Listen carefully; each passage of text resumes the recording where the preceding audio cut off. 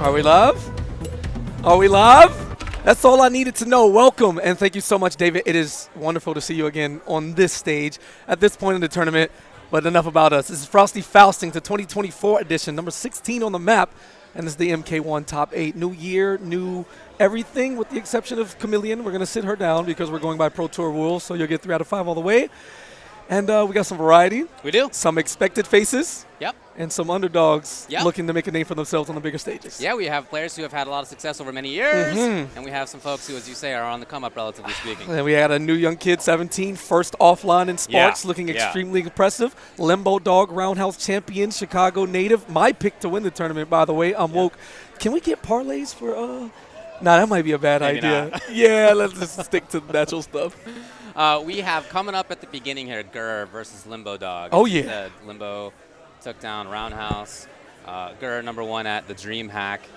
A couple of players who are on top of things, and no surprise that they reach each other here in winner's side of top 8. The other side of winner's top 8, PerfectShini and Sparks, as you mentioned. In loser's side, Dyloch versus Vyletz. And on the other side, Coach Steve versus Almighty Adonis. But here we go, starting out with the top of the top 8. Gur and Limbo, who has mostly been playing sub, but I have also seen go with the Baraka, and that's what he's going with here, Baraka striker. Absolutely, full-on preparation. If you were able to tune in Thursday and catch all the talking between teams leading up to this event, the Midwest versus Gerus Invasion, these are the team captains. Gur did not make it to Limbo, who was overly prepared for this matchup in his eyes. So Gerus should not be a problem, and I know that sounds overly confident, but this is why we play the game. All right, yeah, we'll see how it goes. Already the corner. Not anymore. Way out of there. Big confirm comes from Gur. He's going to end up with 400 plus on this, depending on what he wants to spend, yes? Yeah, genius level combo. I don't know what that was. There's a bit of overconfidence from LimboDawg waking up with that blade spin. All right, it's going to force his way in. Calls the striker for safety. Great block. Not there in time. Yeah, tip of the foot. Pretty safe. Yeah, absolutely. But you can see Limbo was ready to get the chase down. They got the punish there on the second opportunity, but who cares about a punish when your life is in the hands of some sand particles? Good old sand mode. Limbo's in trouble. Going for chip. Nice work.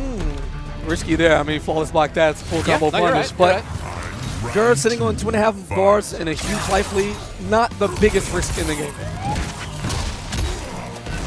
And he's out of there. Sand mode. Back to the start. Jump in command, grab, classical stuff, time to play the corner, and Limbo hasn't been able to get anything going. That's a punish, surely, yeah. And this is the big one, too. Got the extra grenades on top, but this is Gur we're talking about. Hitting him the first time is just the entree. You have to make your way there as long as he has those hourglasses on deck. Guess what? There he is now. Now, although out of the corner, a striker can set up an Oki right away. Trying to keep it safe, just go through and get as much chip as he can, but a little too early on the striker call, so that block strength wasn't as tight as he would have liked, and he's going to pay for it dearly. Set up. Oh, no! Yeah, he knows. But guess what? Gur doesn't care. You have the insurance policy in the form of the hourglass. Big sweep here, and one opportunity. This may be enough to kill. He's going to go for it. Yeah, I think you're right. Yeah, 950 on this. And time to mash it out. Oh, please. I don't think the mashes are going to save him. I think we're going on the next round here. Oh, but chip, surely? Surely. I don't know. There's big guess. And wow, shoots him right in the chest. I like the idea because we know Gur likes to play the long game and look for any opportunity to either get the Sand NATO or, you know, steal an hourglass. But Limbo, great answer there in round 2. Charge it up. Sacrifice a little bit of damage. You got it. The smallest amount, right? Exactly, yeah, because it's still almost 400 almost always. Big throat, nice tick grab. He has him conditioned to respect the following of the string. And on wake up, Gur being a little greedy, doing anything but blocking. Backing off, classic. That mid-range control that he has always successful. That's 4 sweeps in a row, by the way. Everybody's scope on Gerus players is that they like the overhead. And they do. Sand mode. He gets to try it out. Beautiful. That's going to do. Oh, he just built the bar. Chip tip situation. Gonna get the points, go for the overhead. Yeah, and I like that. The idea was there, but Gur is one of the most patient players in the game. And like, we literally call his style Gerus, right? Because he's so defensive and just non-confrontational. Okay, Vyletz, chill out. I know you made top 8, but I need you to slow down with this buff Mileena nonsense. This is very distracting, and if we can have staff remove this man from the building and the bracket itself, I would not complain. Anyway, looking for the low crush on that overhead. But it's so negative, not punishable, but to the point where Ger's next attack is going to come out for essentially free. You pop a mid, you win the game. That's 1-0 in favor of the reigning, defending offline champion. Yeah. Limbo's strategy here with Baraka Striker is basically get in and harass Ger. I mean, he doesn't have the best defensive options. Oh, okay. Damn. Snapped so hard it ate the game up for us on the broadcast side anyway. Big confirm comes. Absolutely. Easy touch. Oh no, it's going to sacrifice for the all-important hourglass, the resources. Like theoretically, if you can just get in past Ger's control of mid-range and control of neutral, then you can really pressure him up close, but that is a theory that we have not yet seen played out. And much easier said than done. However, waiting for the perfect time to pop the reverse time, and now Ger has the entirety of the stage to back away from. Nice flawless block and a negate there. Just out of range. Oh no, he got baited. Wow. Relatively safe and stop the charge. No, Ger has the hourglasses loaded once again. 25 seconds on the clock. Loud hat down. Striker's going to get the punish, but will it be enough? Wow. You cannot fight time.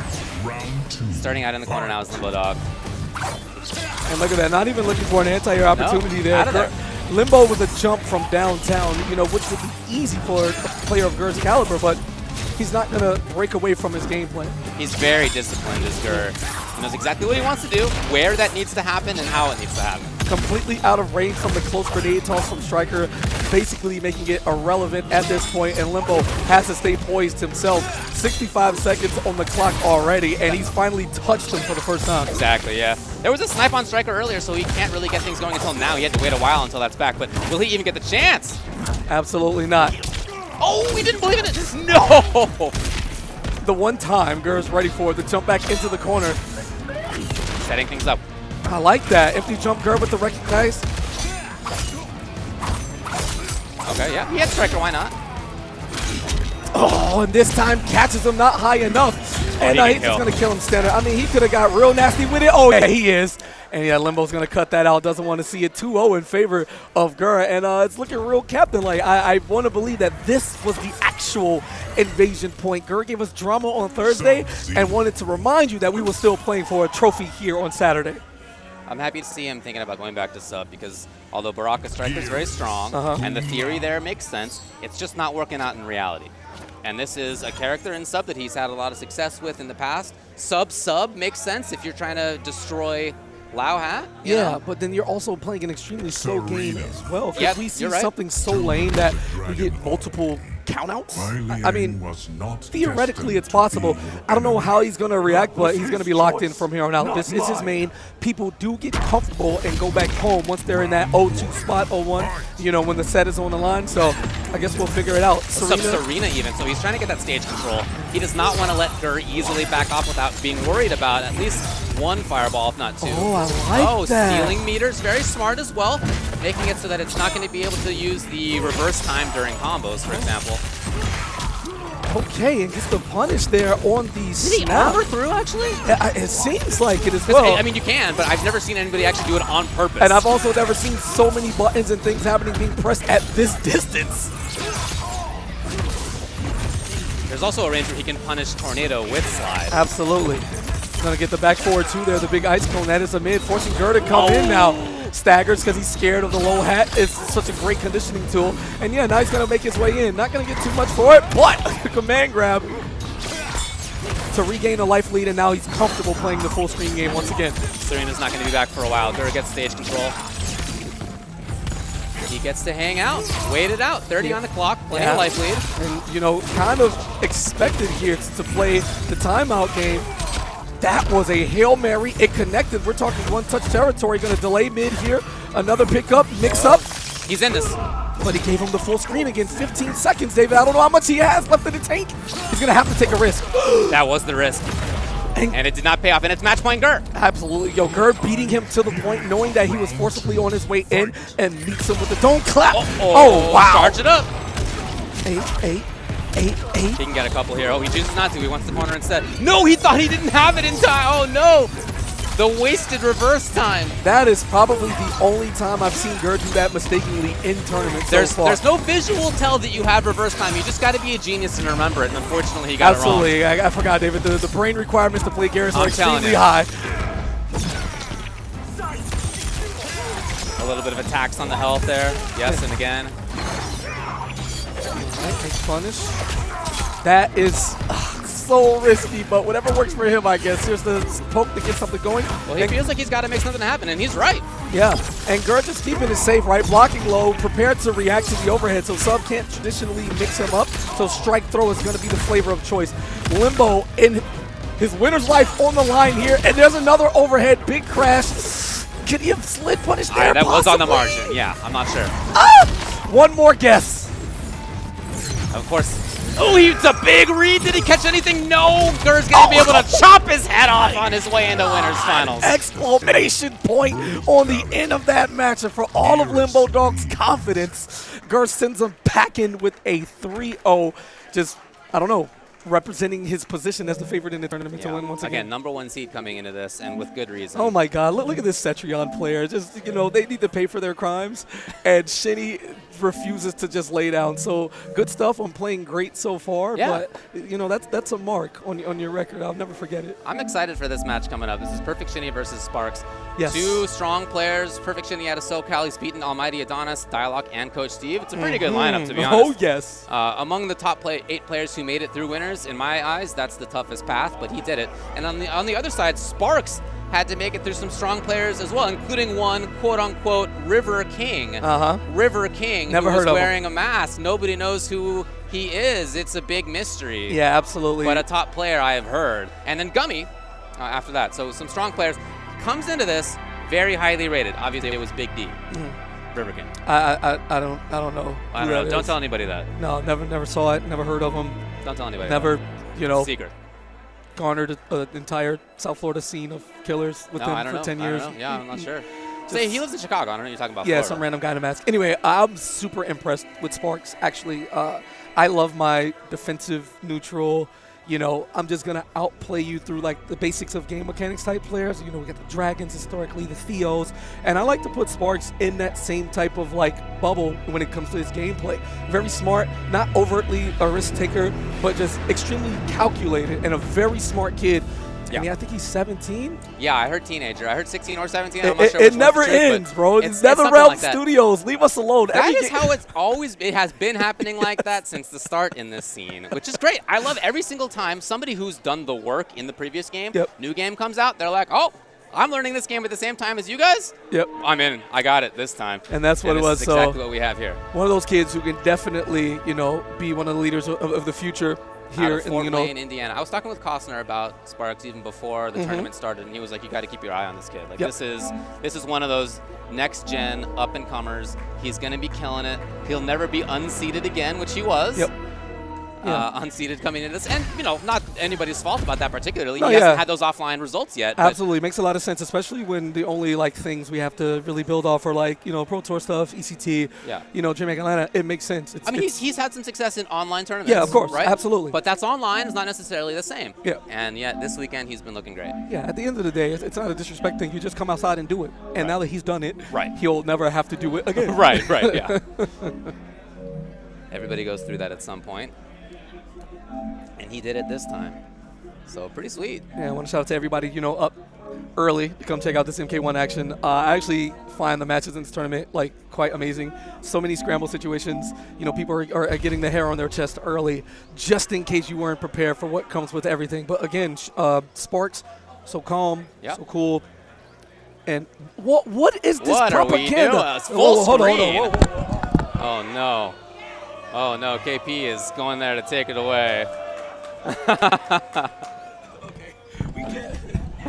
Fully removed from his hands. We must stop the propaganda right now. This is not allowed. He actually sits right here. Yeah. No, I definitely have the phone. Like, no way. I can only take so much. All right, I can only take so much. Again, he beat really strong players coming through this. Been a strong player for a long time. But absolutely. A great result for him already this weekend. We had the reverse 3-0 for Shini 2 over Coach Steve right there in the winners top 24 section. When all seen lost, You know, he just buckled down and took advantage of a real weird situation where Coach Steve had a fatal blow combo in the corner, and because of said distancing, it just didn't connect. Was able to survive that round, clutch up the next one, and then run off another 2 straight. So when you're riding that high and you just feel like, hey, I just showed up to compete. Oh, I'm in winner's top 8. You can just take that all the way to the championship. And yeah, why not? In theory, of course. Mileena Lau, Tanya Goro. A surprise. I got this phone after. Yeah. Hopefully he doesn't need notes on it. The Fire Temple. The Shao delegation has arrived early. King Gorba can wait till we're through. It's a lore battle of sorts. Yeah, no, Like a reverse lore battle. Well, if you look into the lore, you know, Mileena talks about waiting until we're through. She may not necessarily be talking about fighting, so we're gonna go into this button check. You know, really. Oh, we're gonna taunt. Oh, it's the House of Adenia. You know how we act. So just gonna get real comfortable in here and make sure everything works. You know, tea bags are on deck. You know, the kids. That's how it goes. And now let's get into it. The other half of the winners' top 8, PerfectShini and Sparks. Fight. A lot of screen control threatened by Tanya. I also really like Tanya's ability to get over hat, especially with Goro backing her up. Well, how about some armor? Going to turn into a full combo here. You know the loops. Tanya does what she does, and going for the delayed attack there. Trying to check the micro duck, something extremely popular against, for players who may have started in the scene mostly around MK11. Super strong mechanic, and make sure that you're not just flow charting your offense, right? You get a poke, you want to throw and start with a high. You need to make sure you have enough frames in order to do that. He's going to be sitting with corner. There you go, delay again, and Sparks was right that time looking for the mid. Now armor outstand 3 at that max range. distance. And it always counts if you got Goro on deck. Yeah, just like that, coast to coast, back into the corner. That's such a beautiful string. Crushes armor, builds some solid bar, gives you a lot of chip. Goros plus. A lot of utility out of this combo. No roll for you. Not at all. Ungadi are trained to kill. Round 2. Starting out with corner control here. Sparks. Big whiff there. Shini not committing to anything. He's going to spin the armor. This is just the Tanya Handbook 101, you know? And you have so much time to block or hit confirmed whether or not you need to spin your cameo meter on Goro. It's just a by-the-book strategy that has a lot of mileage. And you can tell Shini's a little worried about that wake-up. He has backed off a couple of times. Uh-oh. All right, no Goro to call. Yeah, gotta make it count. Calculated risk from Sparks there, trying to catch Shini back rolling, who seems to be a bit less aggressive. But here's the setup. Oh, breaks that. I don't know where you were trying to go. Maybe try the armor over the hat to not deal with the 2 hits. But great timing and an easy closeout here for Shini in the second round. That was a 2.5 touch round. Final round. Fight. Oh! That was a SoCal ball roll right there. They play with a lot of heart, people from that region. Again, he had 2 Goros to call. It's going to be a while. It's going to be 20 seconds before we have that back. Ooh, and catches on the second hit of the string. He's going to get that damage back just like... Oh, it wasn't expecting to hit, so you're going to cut the what would have been set up into a throw mix-up. Shini tying up the life lead. He's going to avoid the crumple from that air fireball. Goro's almost back now, and so you got to be a little bit more careful. Yes, of course, over, as we were mentioning. It's a really important tool that Tanya has in this match. And great recognition from Shini there, realizing that the Goro did not connect, so the plus frames were no more. Able to challenge with the poke and stay in control. Whiff! Oh no! Didn't get the full commitment from Sparks. Another big sweep. The overhead low mix-up maybe thinking about. Goro. I like it. Patience by Shini. Forces his way in. Sparks has an opportunity. Going to be defensive. And you press the button. Is this enough for the kill? You got to mash. It is on the margins of it. That was like right at the 30 line when it began. Wow, man. Yeah, I think it's it. I think it's it. Oh, it's it. That's it. Woo! What a game number 1. Yeah, one mistake there from Shini, honestly, had a big life lead in the retrospect of what a scramble could turn into, because Sparks couldn't afford to make any mistakes. Go ahead and use the drill with the Goro coverage to make it a one-player, one decision game up close and personal. And yeah, just beat Shini to the punch with that great mid. Delayed, by the way. Yeah. Oh, okay. Not sure what happened there, a funky sequence, but it all works out in favor of Tanya. Going to chase the backdash down with the armor, gets the extension with the Goro. And you know what? Sparks is so confident in his neutral. You may note of it. The Goro timer is like insane. Yeah, it takes a long time. seconds. Yeah. So if Shini's going to start something, now's a great time to do it. But these staggers are really taking up all of his time. Look at this. Yep. Goro had just come back, ducked it! Oh, let's go. Shini underneath, and he really makes Sparks pay. Oh my god, 40% into a setup, tries to jump out, gets juggled anyway into the same sequence. Oh, and it's gonna stand him up. I love this move. That was all because he ducked that Goro. Great awareness. Round 2, fight. Very explosive damage from Mileena. Yeah, it's gonna armor out, get the Goro. It's the beginning of the round. Gonna see extremely liberal use of the cameo meters because we know better. It's gonna activate, get that buff on. Little break dance to get in. Time to take up a lot of time on that Goro meter, ideally. Well, just out of range, but not from the throw. Gonna buy some time, get some space, and that's one of the classical options for like top level players, doing a forward throw from the corner because the opponent is expecting the back throw, right? So much better than a 50-50 chance in theory, of course. 2 Goros to think about. There's one. Any button string into another one's gonna bring him out.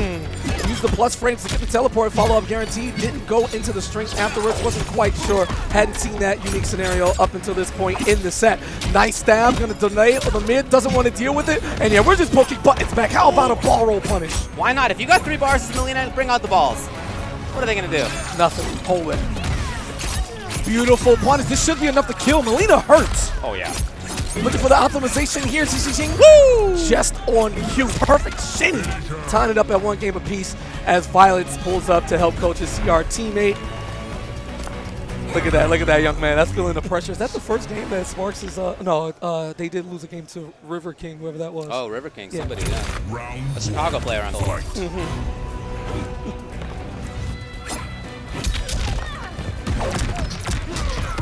Goro.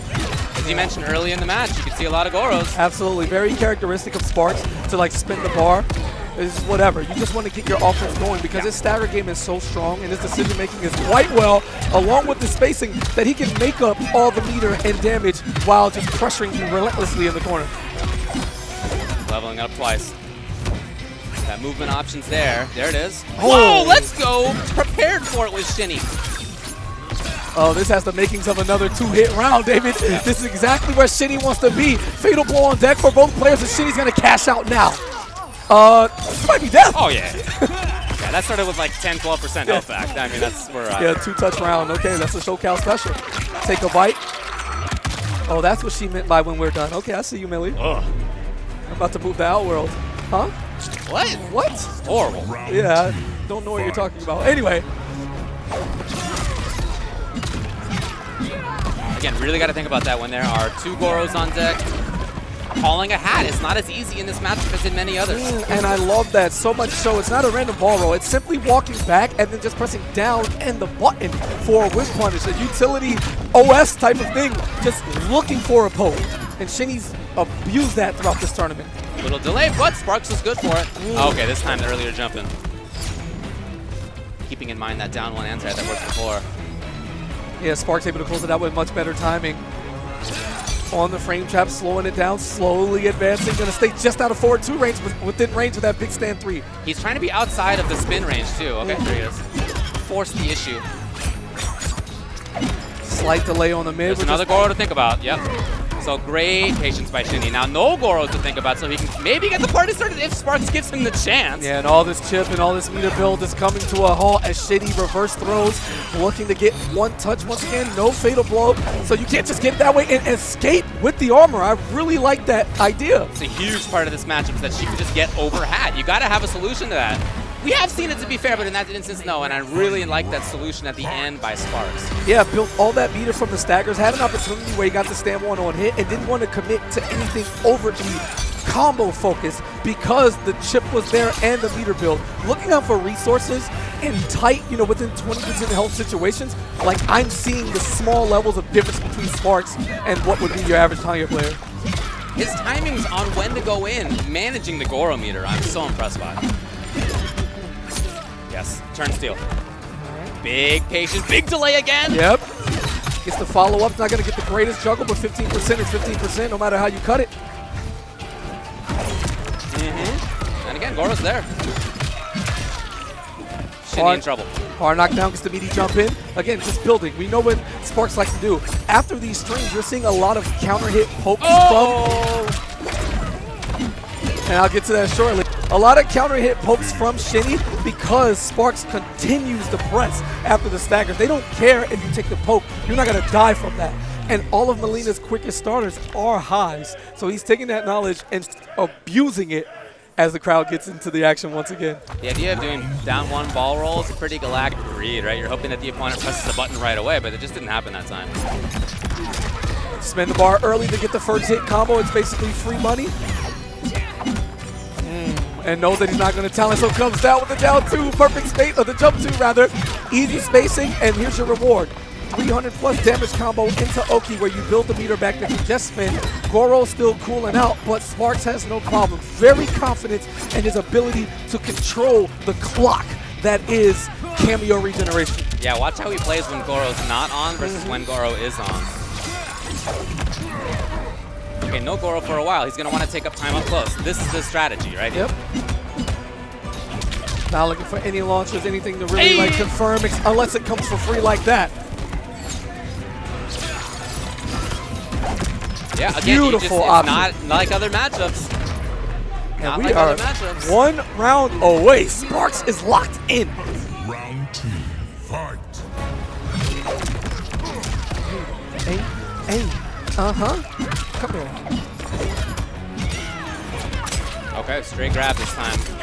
Yeah, Usually we've seen buttons first. Absolutely, got some respect out of Sparks now, Yep. looking for the block, and I guess that's what he does. You know, you're inching closer and closer toward the finish line. You don't want to do anything extra and leave windows of opportunity for your opponent to come back, but his button choices, the pokes, the spacing, the distance, everything. And the timing of it, that's a risk right there. I love it. And Goro's back right now. Oh, he could have called Goro. Yeah, it doesn't matter at this point. You're going to get chipped out. It's going to get hit on purpose to get the break and try to find some space. Goro. And oh my God, a Hail Mary. So much that Shinny could not do. The lockdown, perfect. Masterful gameplay from Sparks, man. He's just look at the nerves, gets the sigh of relief out. You're here in the winner's final, 2 sets away from taking it all. And it's his first trip outside. Kid from Fort Wayne, Indiana, making good up here. We talked about it, but again, his strategy of taking up time when Goro is down. She's got these strings that are doing a lot of chip. Yep. They're taking up a lot of time. Building and a lot of backs meter. off to exactly the right spot. Yep, exactly. And that windowed down, if you can save 10 seconds in doing that, you're halfway towards getting another Goro and then being able to do things like over hat, spin over hat into Goro, or you're be able to do things like up close spin for even more chip into more pressure with Goro, or confirm into big damage with Goro. Like, taking up that time is a huge part of why his team works as well as it does. Yeah, absolutely. And you know, with Goro, they don't need to wait for the whole thing. You just need one. You know, once it gets to halfway and it's activated, then you can just activate your mind because of the comfort. Shinny, except in between the rounds where with 2-touch kills, never really found the footing in types of what he wanted to do. He couldn't force Sparks to change his gameplay in any facet. And when someone gets comfortable at that skill level on the run they're on, it's just, you can pack it up, honestly, no matter how deep you are in the tournament. By the way, if you're watching the stream, there is a Matcherino. Fetus will post the link in chat. Yes. Please click on the link that he puts in there, and I think there's something like 20-ish left last time I looked, which was right before we started this top 8. So please make sure that there are not any left. After this top 8, we want to give the players as much as we can. Get in there. Post that link right now. I'm sure you're doing it. Yep. All right, so do we have somebody coming up next, or? Well, we'll see. I can tell you on loser side, we have Dyloch versus Vyletz. Ooh. And that may be what we have coming up next. I see them standing. On the other side, Coach Steve versus Almighty Adonis. I know, Those that's are going to be matches. so good. I think that's another neutral heavy game. Adonis is just playing so solid with his Reiko and, you know, putting his phone number up on the stream, and it's like actually his number. So, yeah, if you're a bit older, Genius. you remember the great Mike Jones, you know, history repeats itself. That's There's great. nothing new under the sun, and we'll get to that. But beforehand, we have Vyletz. He reminds me of, like, the older crew, like the people who do it for the pride. He simply wants to be recognized as the best, right? And just coming outside to prove it. A lot of talking. He's tweeted before the tournament 3 drafts. I am the Mileena, all caps. Okay. I am the Frosty's champion. Okay. And then, like, something else. I don't know. So I forget. There's a lot going on in the Twitterverse. That's funny. And you know, you really shouldn't read it all the time, all day, because it's, like, not good for your health. But yeah, you show up, you get the job done, huge pop-offs, just happy to be here, but the job is not done. You set your first goal, that's to make the top 8. Now you're like, oh wait, I'm here. What comes next? Well, I can win the whole tournament. Yeah. And the confidence boost between yesterday and this morning has just been tremendous. This man's been locked in. He said he's over-prepared for Shao, but he's going up against, which is arguably one of the best. This is Dyloch. Extreme fan favorite, one of the most exciting players to watch. Just very knowledgeable, very animated. We'll see what happens. Going to be looking for Shao, of course, as you mentioned. He lost to PerfectShini, then had to make it past Hooligan and Kuchikopi. Vyletz lost to Limbo earlier, then had to make it past Woolender and Mike Liu to get through this. Yeah, that was one of the bigger blow-ups in the tournament. After Thursday's performance, a lot of odds were on Woolender, and Vyletz obliterated him. It was really bad. And it was one of those matchup things, and he was prepared, but Woolender ended up having a great run as well. He fell short. He lost to Adonis as well. So, this is how we end up here. So we get the button check. You got to make sure that good old ball roll is working, and that knee. I'm pretty sure the 2 button works because I've seen it 4 times already. I was a bit shook. Wasn't quite sure. Okay, we've seen 5 2s. Good work. What's the etiquette on button checks? Are you letting people combo you? Am I? No. No, neither am I. What about you, Chad? I played in this tournament. I didn't even do button checks. I was just like, hey, you want to play? And they were like, yeah, let's do it. Casually getting 25th. I was watching. Don't worry, though. Thanks, man. Yeah, of course. You were cooking. All right, let's get back to it. Get the Kano knife pressure. There's the overhead to get things going. Dyloch actually not dropping it the first time. He's had a lot of trouble converting from that setup throughout the tournament. Watching his losers run off stream. But good to see that he's a bit more comfortable in the later stages of the tournament. Nice little confirm to get out of there. The axe concern is no longer there. Takes advantage. Here's the Kano. Plus frames. Oh. Also plus. Just plus. Don't try to backdash. I'm going to chase you down. He's forward advancing strings. That is really tough. Well, against a lot of characters, you can do stand 1 anti-airs. Against early jump 2 from Shao, I don't know, man. Not a chance. So much privilege in that button. And, he deserves it as a general. It's okay. Going to check her. Doesn't quite beat that 800 frame low projectile. A bit of fear in the eyes. But, again, this is the first round. They're getting settled in. There you go. There's nothing settling about stand 2. 9 frame, it may be a high, but with that distance and speed, that's not something you can react to. You simply have to be in the spot or not, and it's such a great conditioning tool for General Shao's gameplay. He just wants to check you to keep you in place in order to enforce his overwhelming mix-up. Speaking of mix-ups, we're going to see Vyletz try to inflict it. There's the low. Stealing a turn in there. He's trying to play out of the range there. A lot of pokes coming in from Vyletz, trying to force a mistake out of Dyloch, it seems, but Dyloch is just playing solid. It is an interesting range to play from. Down 1 gets underneath the stand 2, as we were talking about. Yeah, you also have ball roll there if you can dig into this PerfectShini bag of tricks. Little duck. So Dyloch's going to keep that in mind, how Vyletz deals with situations like that. The anti-air comes out again. Beautiful. All right. David, I've seen a many a Rob in my day. No doubt. Okay, no turn. Again, the turn steal chip should do it. Yeah, and I don't think Dyloch was expecting that jump shoot to hit in. He just wanted to get there and immediately went to the big launching axe, which was able to grant him the plus frames with a 300, 400% damage combo there. Into the setup would have been something different. Low. Didn't believe in it.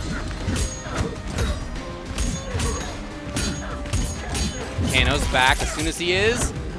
He is building so much meter. Perfect challenge from Vyletz. Not going to stand there and wait. You're not quick enough, ball roll. And for all of that patience, that one victory sequence allows Vyletz to get back in the lead. There it is, the back off first. And he's going to get, interesting. I don't know if that's what he was looking for, but it worked out. Yeah, talked about Kano, the drops he's still there. Been seeing throughout the tournament for Dyloch. Has to clean it up. There's the micro duck. Will he build the meter in time? No chance. This hit, no, it wasn't enough. Oh, we didn't even want to see the end. Man. Excellent awareness of the combo routes right there from Vyletz. If he had pressed one more button before that fatal blow had started, the opponent would have had break. Hey, Dyloch, man, we like you, bro. Let it rock, please. Let it rock. Oh, no? Oh, he's talking to himself. Yeah. This is your that's what he last does. chance to beg my forgiveness. Why would I want that? All right, so we let that rock so the lip syncers can focus and see if he can get into the mind of Dyloch. mentally. For now, we're just going to get into the visual here as we start game 2. Armor's up immediately, getting that first hit to get it back. Kano ball to punish in the neutral, down 1 poke, and a slightly more aggressive, which sounds crazy to say more aggressive, General Shao coming in from Dyloch. Really trying to force the issue out of the corner. Vyletz will be able to try to control. Ducking under. Plus, yeah, and going to challenge it. That works really good against players like Vyletz because they're so adept at anti-airs. You know, you want to press it, and you just get hit because you're good. Layers, baby. Yeah. Oh, you saw the up block Yeah, he tried it. Yeah, he's going deeper in the bag, looking for his options to deal with this overwhelming jump force, but it's just nothing he can do. Back to the wall, corner, scared to poke, scared to move. I don't know if the intimidation from the self-speak worked out, but it's still early here in game 2. Kano. Man, he is really pressing buttons, and he's right, Command Guard. What a huge stolen turn. Vyletz suddenly not buttonsy. There it is. Okay, back to a little bit more activity on Wake Up. Yeah, his inner voice told him to wake up. And even with the low hat down there, you saw he still went for the up block attempt. He was willing to sacrifice the combo that he would have gotten to try to force Dyloch to stop jumping, but it doesn't matter. Ground or air, however you want it. General Shao is going to be in that ass from every aspect of the screen. Come here. Oh my god, the conversion, yeah, that probably would have been enough to kill. Defensive Kano call, love it. Yes. Love it. The counter calls, man, that's what I'm talking about. That's what this game is going to come down to. I love that control. The game goes to Dyloch. And what a difference, right? Earlier in MK, people would have just been walking back to just like, oh, well, the low hat is coming. Guess my turn is done. But no, not You at got all. a meat shield, man. Absolutely. You got a meat shield up there. You got plenty of life. It's a shared life bar, but you got plenty of life. And a small sacrifice for the greater good as Dyloch ties it up at 1 game apiece. That one looked a bit more dominant than the game that Vyletz took. It's still a back and forth, and you know, you still have to play the game. But yeah, Dyloch went from talking to himself completely in his own world into like the calm. Oh, Yours will be excuse me, Dyloch, I wasn't familiar with your game. Talk when you win, talk when you lose. It is Goro for Mileena. I like this. There is big damage potential there. I like this. But there's also like less screen control. Okay, yes. Getting the conversions off of everything and forcing Dyloch to play the up-close game that Mileena may want to play here with Goro is going to allow that free entry for the majority of the paths as long as that Goro meter is available. Yeah, that ambush, of course, that Goro has means that you can steal turns right, exactly like this. You can try ball. If it's blocked, it's all right. All right. The good old classic get off me in the form of the down two. That thing's been good for 30 years. Again, though, with 3 bars, you can just try out a ball and it's no big deal. Nice! He knows. And again, with Goro. yeah, even off an Aaron juggle like that where you just really didn't get it the way you want to, Goro has so much vertical like coverage that Mileena can pick it up from any tip of the ball roll. Great utility there from Vyletz. Ooh, that was a maximum range. Okay, that also cost a Goro, by the way, so now maybe time to party for Dyloch. Yeah, and he's walking in, he's got that axe charged up, gonna put it down. The boy comes out. Here comes Kano. We're gonna work our way to the corner. Big sweep, still his turn. Still no Goro, by the way, not even Wow. halfway back. All right, he's gonna have to do this the old-fashioned way. And I just love it, man. The game's just working as intended. With a switch of a cameo, the entire Vyletz game plan has just evolved to something more. Punches Goro instead, so... Yeah, Goro's going to be gone for even longer than 20 yeah, seconds now. See ya. I'm not sure if that's even what Dyloch wanted, right? He wanted to stop Mileena, but because she backed out of range to go for that hard knockdown overhead, it cost her the entire strategy, and now she has to deal with it. Guessing on the overhead, Dyloch called it out and got the punish. Mercy is for the final round. Fight. Goro's back. Vyletz can play a little bit funkier, take some more risks. Oh my god, right Didn't back believe at in the you. rest. Yeah, right, Oh, we were going to both mash of it them. out. Oh, man. And the ball roll on block Yeah, because why yeah, not? You exactly. have the coverage. It's still the same block string, and wow, did he know? Goro's back again. Vyletz, what are you going to do with it? I like the idea. He was able to block that mix-up, the demonic stuff, but Dyloch ready for it at a moment's notice. Keep it plus, gets the micro backdash into the crouch block this time, so it doesn't get chased running away. Vyletz with the life lead. Goro's going to be back. Nice punish. How does he steal the turn? There it is. Delayed mids. Such a strong strategy. Underneath he's trying to let Kano do the forward movement for him, but Vyletz has screen control. No Goro, but still a lot of stage in front of him. Yeah, no Goro. This is ball? This is so scary. Again, trying to bait something out, and Vyletz takes the turn, risky throw, but it's going to work in his favor, and puts the finger up one more to advance and continue this journey towards being a Frosty Faustings champion.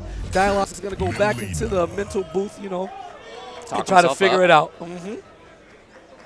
Thinking about it. That Goro pick really did change things. You could see how many more turn steals there were up close and how much that paid out. Lao Hat is very strong, of course, but it has different strengths. And Goro has the ability to get that frame advantage, to get that big damage, even in weird situations. So back to the same shell It was a mistake of to Shao show you Kano. mercy. Yes, it was. All right, we'll see if that translates to the gameplay here. Big words from the general. And now Vyletz, again, just exceptionally comfortable with that Goro cameo. We're going to get the clean jump in. I like the idea from Vyletz to try to poke under and stop the approach, but walking is not the only way to get in. And as we've seen, backs off. Like the idea, keep it safe. Into the corner. Oh, active. Goro's coming in. We got Shao on full resources. Nice pickup. Yeah, I'm going to stop that instantly. Vyletz has shown the ability to make all damage count, and Dyloch is a believer, especially with his tournament life on the line. Okay. Dyloch still there. Noah duck again. Vyletz is going to take off 40. It's a hard knockdown into Oki, by the way. Goro, he's way too far. Oh, and gets hit with the tip of the heel. That was so Shout out close. to the designers at Outworld saving Vyletz's tournament life right now, because that would have been an easy stand to have punished it to death. Fight. Match point. The axe is out. The ball's out. The Goro's out.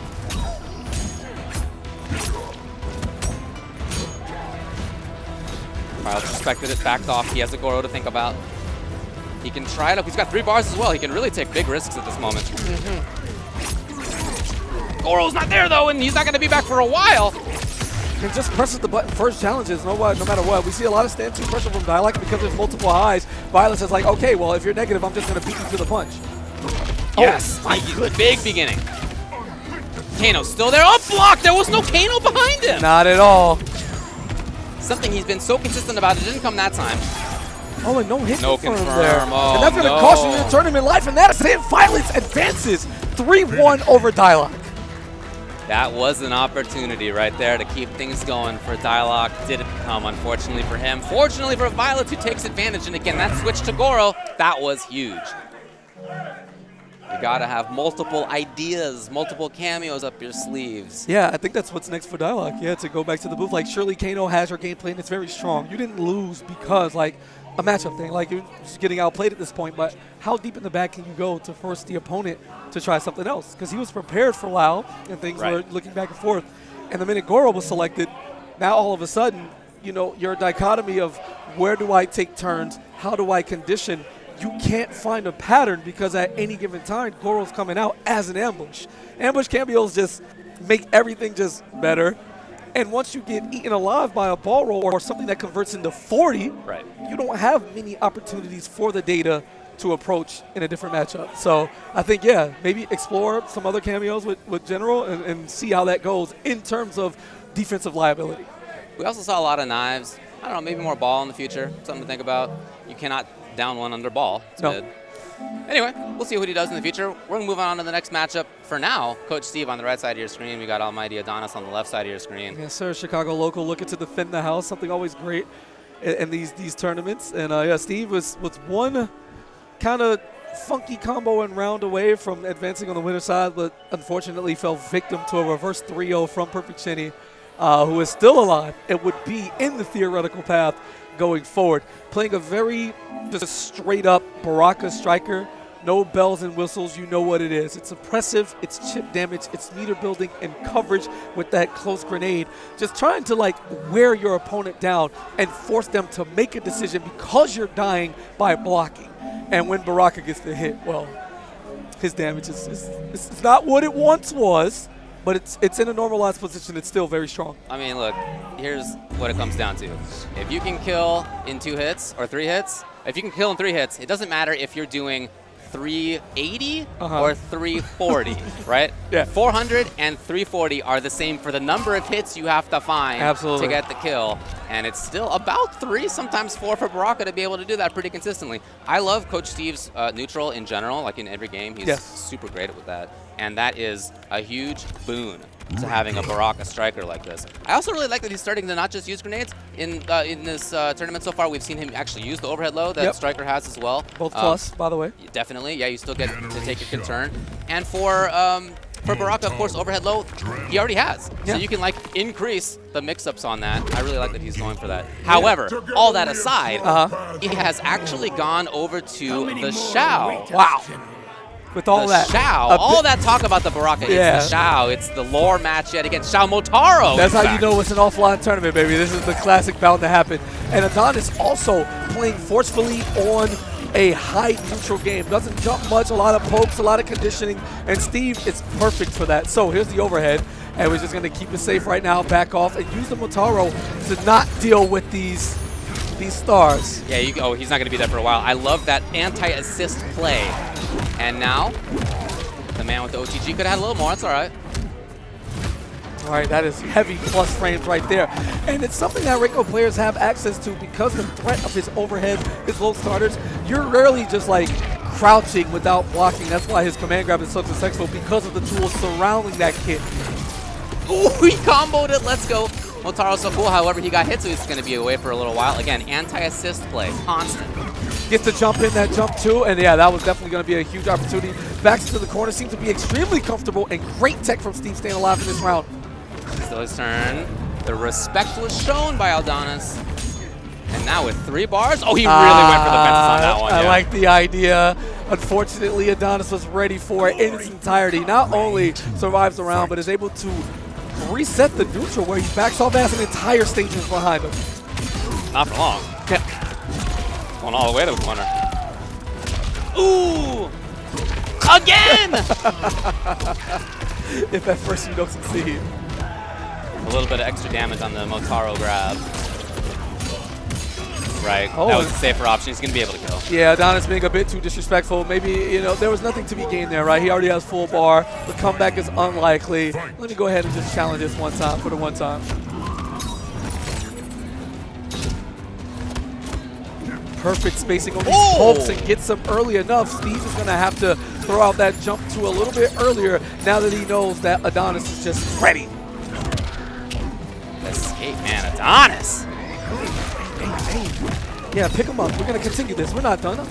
Oh! Right back at you. You want to play some nooch? I actually said punish. Steve jumping at range. Motaro's back. As soon as he is, trying to dissuade projectiles from Reiko. Oh, just perfect distance, man. He's going to back off and just play it one single hit at a time. Not really looking too deep in terms of combos. Looking for the bait instead. Gets it right on cue. And that's going to be game 1 for the almighty Adonis. The Shao Motaro pick, I think, makes sense. He did do a good job, to be honest, of making it so that Reiko couldn't just throw projectiles. But even in those up-close situations, didn't quite win often enough. I love the anti-airs. This is what we were talking about, just the fundamentals of Adonis. His anti-airs are great. His stage control was great. And it looks like Steve's going back to character select. Word, that's what I'm talking about. Put that food up. Got a nice little meal eating right here on the top 8. Talk to him, yes. Oh, we put the sprinkles on it. Oh, we got the nacho. Oh, well, we can't see the satisfaction, but I assume that it's happening. Baraka and Striker, okay, the classic shell. The Great Hall. Excellent forward movement. You once were. Test my blades. Excellent mid-range. I thought he was a merchant. What are we talking about? Listen, things change. Liu Kang is a very inconsistent individual in terms of what he wants life to be. But the decision to switch to Baraka early, down 1 instead of 2, big difference. He's able to play around with it, has time to adapt. And that was a bit scary. When you think of Baraka Striker, many people just think of the up-close pressure, and that's huge. But the footsies, I think, are really where I'm impressed with Steve. That said, right there, I'm impressed with Adonis, as always. Yeah. His neutral, excellent stuff. The Oki. Love that. Gets the knockdown right on top of him. And even though it's a huge life lead, we're talking one BNB away from tying things up here. Looking for the delayed mid, and again, Adonis is playing his life at this point. Not forcing himself into any situations, not going to overthink it. No movement. He can take a throw or two, no big deal. And Steve is aware of that. Backing off. Here it is! The confirm on the 2 hitting. Hey. Also a very strong tool in Baraka's arsenal. Not having to deal with wake-ups at all because of perfect meaty timing on that back 3 is something that's invaluable. As the meter, you know the mid was coming, looking to flawless block it, just not in time. Tough to do. Round 2, fight. Forward approach again. Reiko's got a lot of stage control. Sure, why not? Give Some it a go. healthy chip, still his turn. Beautiful back escape. And Adonis is taking throws like it's nobody's business. Uh-oh. Still his turn. Still his turn. And his patience at that range, again, where Steve often has a lot of success, is amazing so far. Back-to-back flawless blocks on that approach.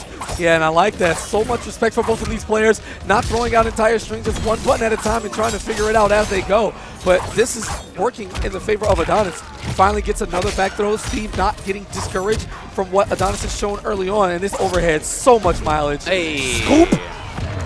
And he set that up. He hadn't gone for a command grab the entire time. Yeah, he mixes it up very well. Yeah. He even has overheads at mid-range, too. Like, he'll walk up and get a footsie's overhead at a range where most Reikos do not. So, really nice play. Steve's tried out 2 characters. Pointing back to the character he's had the most success with, Baraka Striker. Yeah, just going to stick to it. We know what Adonis does. That's it. You know, he's a one-trick pony, but Reiko Tremor proving to be a pretty strong combination. Yeah. Especially with the utility in between the cameo switching. Yep. And belly to back suplex, nothing like that. Just toss him out. No big deal. And the overhead. And stealing a turn afterward. Okay. Yeah, he had done back throw before. Yeah, every single time it seems Adonis back text. Gets to pick up out of range for the conversion, unfortunately. Gonna slow it down. Yeah, you see even Steve is like chilling on his approach. He was so quick for like strike throw, but now it's just like, okay, I'm gonna chip you out and do what I have to do. Oh, really delayed it. Underneath the 4. Scoop. Save the tremor. Again! Is this enough? I'm not sure. It might be. Spin the bar. Gonna get some Oki situation mids. Yeah, and you had to wake up flawless block. No other option there because of the setup. And Adonis just one round away from one of the cleanest 3-0s of the day. No, the back throw is not happening. Very aware of it. Yep.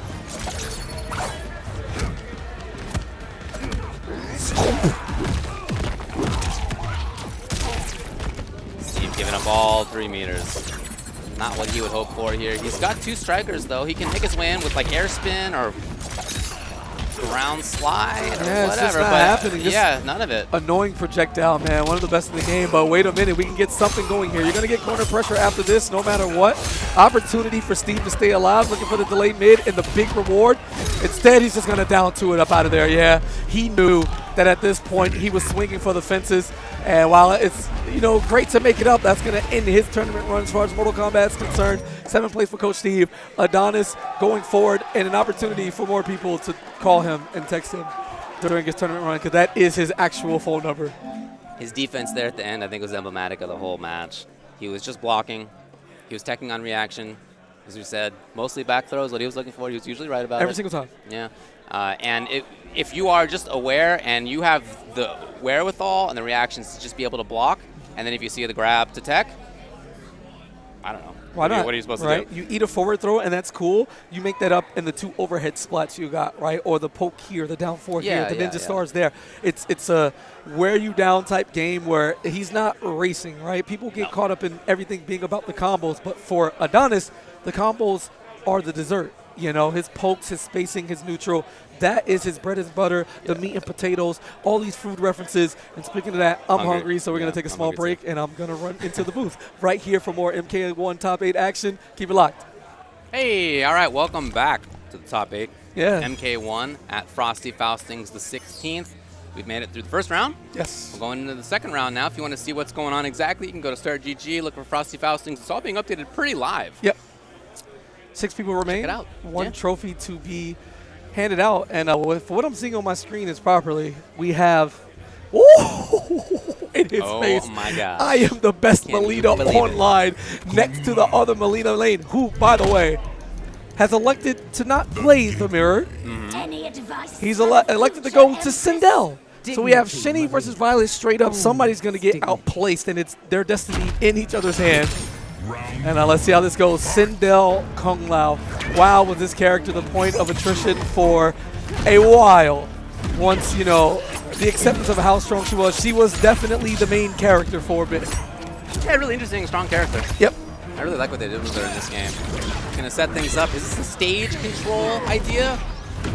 Not quite there on the timing. Using that full screen extended Goro to check Sindel there. Mileena does have access to teleports that could get behind, but I don't know, Sindel's recovery on these hairballs could be a different beast. Again, we'll get into the details as we slow it down, but Yeah. Shini electing to play just outside of that close range at maximum. A lot of resources on Vylet's side. Shini not as much. He's on the approach now. Yeah, and you have to break that immediately because that is the vortex. You get into playing Sindel's game. She only needs the one hit, but beautiful punish there on that forward one. Not quite enough, but it doesn't matter. You don't have to beat her. Yeah. You know, you have to wake up flawless block to survive, and it's a really tall order.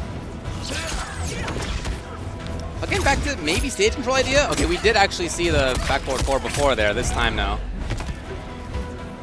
Slowing it down. Look at the respect. Come on. Right.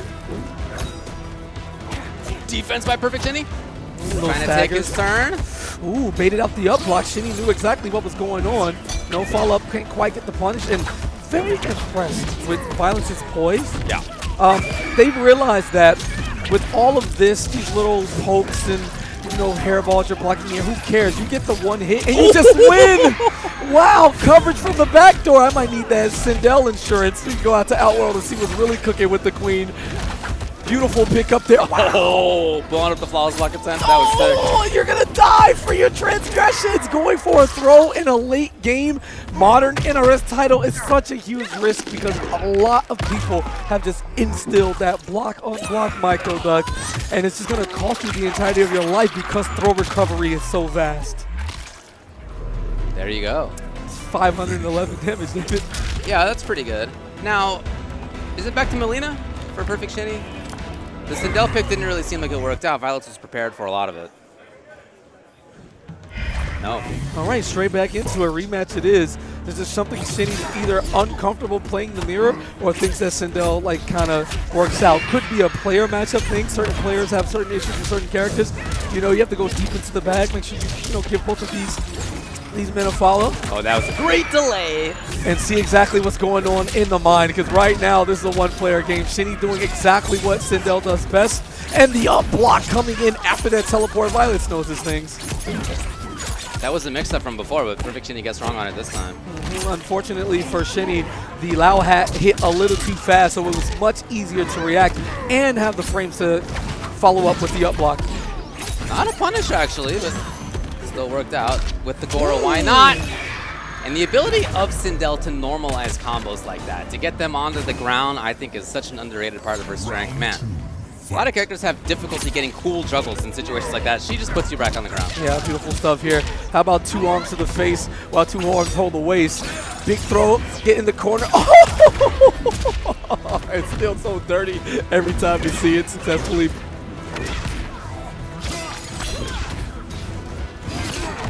One Goro. Oh.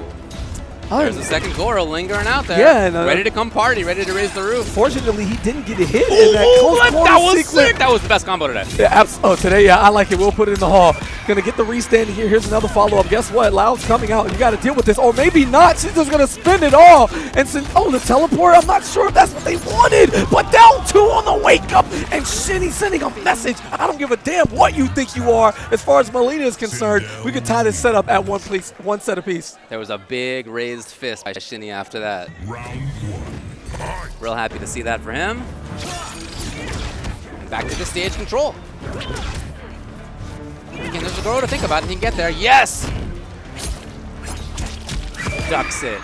Here's Shini. We've seen the sick combos before. A. So Oki, where's he going? Teleport. Oh, really nice coverage. Yeah, the coverage, like no matter what, I mean, it's still good, right? You spin the bar or whatever have you just to not eat the combo. You know, I'd much rather take the 5% than the 300 into the mix-up again. Looking for up block there. Read on wake up didn't come. And the delayed mid right there. Shini picking up exactly where they left off in the previous game. And Vyletz, yeah, is going to go deep in the bag. We did see the cameo switch to Lao, and we've seen them go back and forth, but I'm not sure if they found the relative answer they're looking for. Vyletz really makes Shini pay. It was already 300. Okay, he did hit Goro, though. Yeah, that was so sick. Vyletz backed off so that Goro would tank the hit. Oh, that was such a unique anti-air. Air options. Both of them trying to duck. There's this response by Shini back to stage control. Beautiful. It did punish in time. And that is, I don't think that's the round. Close, though. Oh. Good old side toss, you know, your everyday high projectile. Seems pretty all right, even though it doesn't go full screen. Don't you start.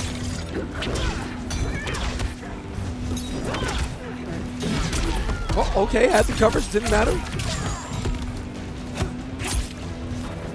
Really trying to back off, really trying to have funky timings here as Vyletz. Shini on the other side, setting things up now. Goro's back. Where's Vyletz bringing him out? Here he is. Shini knew. Oh, and yep, baits it out, and that's going to be enhanced damage there because it is a punish on the up block. How's a 19% throw? Ooh, jump kick, it did the trick. Had to spend the bar for the jail, and Shini lets him back off a little bit. No, not for long, it's Vyletz in there. Yeah, nice call out there. Shini looking for the backward movement from Vyletz, but it's going to meet you to the face with a stab. That's stab one, a lot of mileage. One-touch situation here for Sindel, but regular throw. And that was that a punish on the up block again? It was! Ooh, that is chunky. Big next hit here, 1-1 either way. One of them's going to get the advantage in the games. It is going to be Vyletz. Yeah, and going to go for the fatal blow, the big follow-up. I made a mistake earlier when I pointed out the Kung Lao cameo. That was not on Vyletz, that's on Shini. Vyletz is, in fact, very comfortable, not worried about it, and I think that is 2-1 in favor of Vyletz. 2-1. Yep. So now it's on Shini. His Sindel has looked strong. Yep. But of course, Mileena is the character that mostly brought him here. And he will let it run on Sindel Lao. Yeah. A strong team, no doubt, and we've seen him do strong stuff with it. That came down to the final interaction. That really could have gone either way. We will find a cure for you, Mileena. Don't find it, all right? Just don't. Let her die. It's okay. Yeah, I like the idea. See, I think ball roll like recovers in time from the Goro to where Shini can't get the hit. Yeah. And Shini's just doing the 1-1. I wonder if you do like a down 2 or something like that. You don't want to risk the recovery on that, but would it do more? Good question. It's just theoretical things as I see the matches progress.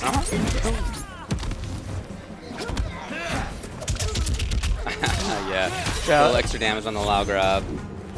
Up block, There it right is. back at you. Oh, this is really bad. You're going to get the loop into the corner, into the vortex. Stop it. My turn. Goro tanked the hit. Goro tanked the hit. What a party boy. Oh, yeah, he wants to come back out. Don't leave me alone. I will gladly put into work as long as you summon me. Goro. Goro again, just out of range. Even though he's getting the punish, Vyletz is playing the spacing to where Sindel's normals won't catch. Relentless pressure up close by Vyletz. He finds the hit. Oh. Shini trying to stay alive in this round. Looking for another one of those cool low hat combos, but it's just not going to work. Going to spin the meter to get the range on the low side, and Shini just simply walks into it, trips over the sides, tournament life on the line.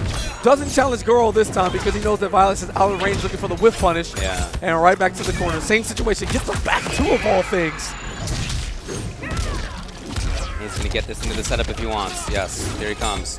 Excellent block this time, and Vyletz just like that takes the turn right back. And he gets his own setup. And again, he can play riskily because he has Goro. And gets the poke out in time right before the active frames. Okay. The extra little turn stolen. Oh boy. Oh my god! That was the energy on that forward walk was unlike anything I've seen so far in this match. Oh, I like it. It all works out great. Adaptability for both players. Easy hit confirm here, and should be able to get the continuation enough in the tank to get the kill after the float cancels. Oh, not not quite enough actually. needy. Well, yeah. Pretty well inescapable. Only Flawless would have saved. Final round. Fight. All right, Shini not dead yet. Looking for something else to extend this to a decisive game 5. Up block again from Vyletz. He's just ready. There's that stage control yet again by Shini. Nice call. This time it does work out for Vyletz. He's been looking for that as a counter the whole time. Or way too far, and he's not going to be back for a while. Now it's Shini's turn. Looking back, maybe to set things up. No, that might have been what Vyletz was looking for, and he did not expect the forward grab. All right, low hat's going to stop that. Get you before you can go for it. Yeah, and good break there. The screen was sure to come out. So and no meter, no Goro, and now it's really Shini's turn if he wants. Oh, and Vyletz dying to the very thing that he's stolen so many matches within this tournament, the micro duck, and we will see a game 5. Woo! What a set between these two. So dictated by the terms of whether there is a Goro on stage. Sindel. As intended. As intended. Yeah, and that's why he takes a while to come back, because the strength is very clear. So now it's Vyletz thinking about things, Shini talking with friends about what to do next. Both of them getting advice from teammates, friends. Round 1. And we're back to it, game 5. One of them moves on. One of them's out. It's the combo, the hat for insurance for Goro with the back-to-back. You know, I'm not going to let you just jump on my people like that, not for free. Stand 1 challenge, not sure what the option was from Shini, but it's going to cost us 300 plus and some OP. Big raise the roof from Goro, armored up. Yeah, that's what you do when you've had enough. You just need your opponent to get off you right quick. Oh, that gave up a meter. Could be relevant if the next hit comes. No. It's just like now. that. Yeah, Vyletz in the driver's seat. Whatever the coaching was from Darkjack, whatever reinforcement, it just didn't work out. And finally, you see Shini go to call the cameo back faster. Do you see how fast Lao Hat's coming back? Brother, Jeez. yeah, I'm going to just leave it at that. There's the break.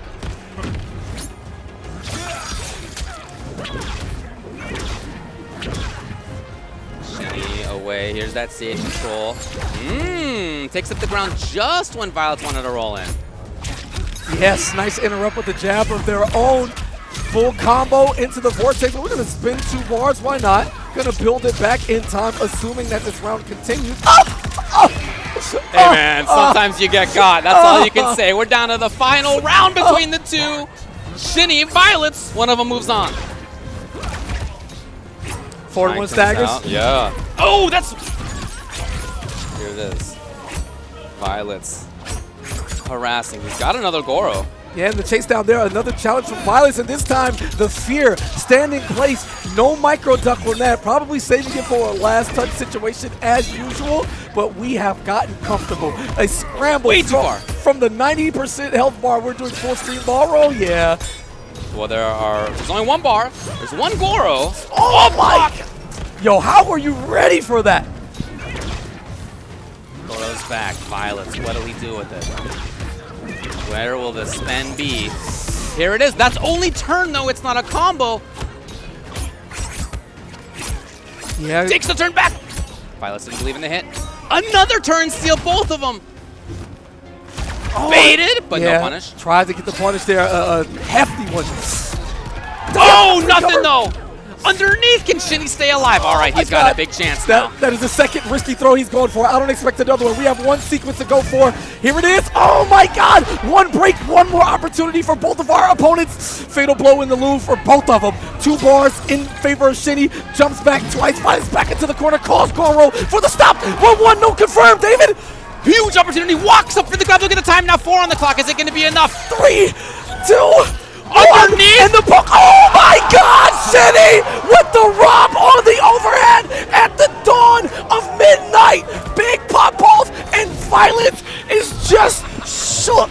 A broken man who has had his hand in his face It is over. Oh, that camera shot is great. Vyletz has not moved out of his chair. I'm going to leave it alone because he's going to watch it back, and I know the pain is going to reset. What a finish. PerfectShini with exactly the right call, exactly when he needed it. What a back and forth match between the two. You can see on Vyletz still sitting there, the utter drain of the moment. Yeah, these are the ones that you never forget, the ones that make you come back to the next one, the ones that make you train harder, dive deeper, and become a better player. He's going to think about this the entire weekend, on the flight home, when someone brings it up the next time he streams, and this is not going to be shaken for a very long time. Not to mention the whole I am the best Mileena thing. You put that on yourself, and Shini's just going to advance, and we'll likely see Mileena again. Did it with Sindel. And looked very strong in doing so. He was feeling real offline out here. Yeah, I love that. You this can't recreate that feeling. You can't see that, the pain, that just, ooh. Yeah, there's something real visceral about it. Yeah. You know, I hope y'all are enjoying at home. Thanks for filling out the Matcherino, by the way. Again, trying to get the players a little bit extra. Thanks a lot for donating towards that. So we now have one person in the top 4 loser side. Again, to just recap, winner's side. Gur versus Sparks winners finals will happen eventually. We now know that PerfectShini will be in loser semis. The other side is what we're going to play out next. This is Limbo versus Adonis. Oh my God, it's so sick. So we have the natives here. Yeah. Last time we saw Limbo offline was at Roundhouse, a tournament here where he came late, so they DQ'd him round 1, and then he won the whole tournament and just swept through everything with masterful Sub-Zero play. He was up against Fibonacci in Grand Finals there, some Natara stuff. I didn't see how he finished, but I know he was out here doing his thing, having fun. And Adonis, man, he's just, he's a lovable guy. He's got a Chicago beanie, his number on the screen, and he's just playing very solid, like, untraditional, like, NRS style gameplay. And the tools that Reiko has allows him to do that. He plays him like a Shoto. He's down 4 into Fireball. Yeah. Here's the single overhead, and then once you realize, I probably shouldn't press, here comes the command grab, and then the extension with Trimmer because the cameo system allows it. Seems like he's always at the right spot on screen. Limbo here. We've seen the sub. I mean, mostly that is what we've seen from him, but versus Gur in winner's side, he tried the Baraka. That got totally denied. Then tried the sub. No, that didn't work out either. So with an 0-3 on winner's side, he's now down here in losers. I would expect the sub, but we'll see. Up to him. Sorry, I'm still trying to come down from that last match. It's like the whole crowd is too. Like you don't play it. Like we you can didn't see play Shini it. in the background here. Like everybody's talking with him, talking about it. There's still a strong murmur in the crowd. Yeah, it's like I still feel it inside. Like I was like we were on the sticks. It's in crazy. Like thinking back, I feel like even if that hadn't hit, it might have done enough chip to win as well. And like, which would have been even more heartbreaking because now you have to look at the calculation of the number. But it's also like there was 1 second on the clock, so if it had been blocked, could have been punishable. I don't know, man. Anyway, it's in the past. Although I'll probably watch it back in the future. It is going to be Sub-Zero for LimboDawg. And, of course, back to Reiko from Adonis. Yo, is that my god, Derek? Hello? That's Derek, yeah. That was my guy right there, Mr. Derek's Kurtzig, up the there. GOAT. Warriors are inferior to ours. Quite a number of NRS folks here, actually, including running the brackets. My bracket runner was the dude who made part of the dismemberment system of this game. Not your favorite thing, but No, but awesome to it's see. still cool, Yeah. absolutely. All right, let's get back to it. Sub-Zero and Reiko. I really do like the way that Limbo utilizes Serena. Constantly taking meter from his opponents and just slowing them down, everything. It all adds up. However, Reiko's gains are much higher on the upside if you want to play this tit-for-tat gameplay. You're not going to beat him in that. The stars add up. They're a better projectile. It's not going to be easy to slide under them. You have to more so anticipate at the mid-screen range that Adonis likes to play, and that's not a guess that's in your favor at all. He's going to be able to set it up here. I really like that he has setups that have Serena. I don't think that was what he was looking for. Wow. Now, from that far away, easy reaction for somebody of LimboDawg stature. He's going to get the back throw because, as we know, Adonis is taking everything in terms of stage control and the delayed mid. This should be enough to close out the round. And I don't even think he needs to spend the fatal blow, but he's going to make sure anyway, the 10 out of 10 combo. Oh, actually, no, he definitely did. 1100. Yeah, Sub-Zero not 1100. Yeah. No, nice work, though. So both of them kind of establishing their ideas early. Round 2. The constant meter steal is a cool idea from LimboDawg. I feel like that's a really underrated part of Serena. All right. That and that she has a great defensive call. She is not just about the double knives. Folks. Wow, delayed mid getting a lot of mileage for Limbo here early too, and I really love the usage of the clone toss because Yes, this is sick. That's what I'm talking about. This setup here in the corner, something we saw at Roundhouse a lot. I really like that. Adonis playing like very traditionally, very grounded neutral allows Limbo to abuse the clone toss so much, but I just feel it in my bones that Adonis is just waiting for that perfect opportunity to jump in. Very close in life. Limbo backing off. Oh, underneath. Can you take a turn? Just a little bit. Nice check. Gonna put the ice clone down to reset neutral. Throwing out an ice ball, you know, just fishing for a trade with the Ninja Stars, which would work in his favor. Delayed. Once again. Yo, Adonis, have you been figured out? All the way into the corner. Serena? No, he's not going to bother. Oh! This That might was be 2! death. That's so much. Oh my god! Sheesh! Damn! When he needed the big combo, he spent 2 bars to make sure. And then the EX slide, so all 3. I mean, I'm thinking back to just a few seconds ago when LimboDawg had the corner. Was Serena hit or something? Because he usually calls meter gain, or meter drain, I should say, in that situation. He didn't that time, and that actually made a lot of difference. Yeah, he wouldn't have had the 3rd bar for the extension on the slide. Right. Hey. Hey, stupid. Sweep, overhead, low, very basic strings. Yep, the You individual know? hits add up. Oh! What? You know what, Sometimes David? things work out, dude. Yeah, sometimes, you know, some people are just better. That's what it is. Probably just wanted like down 1 or something. Yeah, this should be curtains for game 1. Not quite gonna wait. Break in the corner. And Sub-Zero's not known for his comeback ability.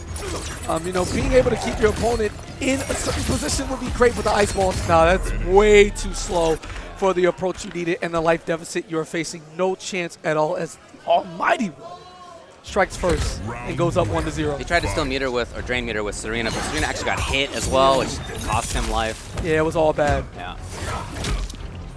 Not the rest, though. Get out of here. Again, that focus on anti-assist play is something we've seen from Adonis the whole time. Here's Limbo. I love that. Into the corner. Again, the stage corner carry of this combo is amazing. Yeah, I love this stuff. That's so sick. Serena? Not quite. She wasn't activated just yet. So we're just going to play the corner. I like that. Projectiles that go through ice clone. Oh, he gets tagged at the end. It's going to result in a combo. And nice bait there. Even though he was low to the ground, going to get the extension on the back too. And I love it. Dive That kick. down one was super far. Yeah, dive kick as a movement tool, baby. The one time Adonis jumps, he gets up blocked instantly. Yeah, this is looking real bad here in round 1 of game 2. LimboDawg kind of figuring it out. Damn. That was chunky. Yeah. And it's so hard to avoid taking chip from sub when he wants it. There it is. Love the dab there. You know, with a huge life deficit, they're going to be fishing for those command grabs. So you can take a combo there. He would have had the 2-4-2 on the mid and like just the one option that would beat the poke. Now Limbo comfortable. Scoop. Okay, forces Limbo off the meter. Oh boy. Too comfortable right there, and Adonis ready for it. Stupid. Back to it. No tremor to call. Limbo not giving up on it. Yeah. Some people just don't care. They cannot be conditioned. Serena's back.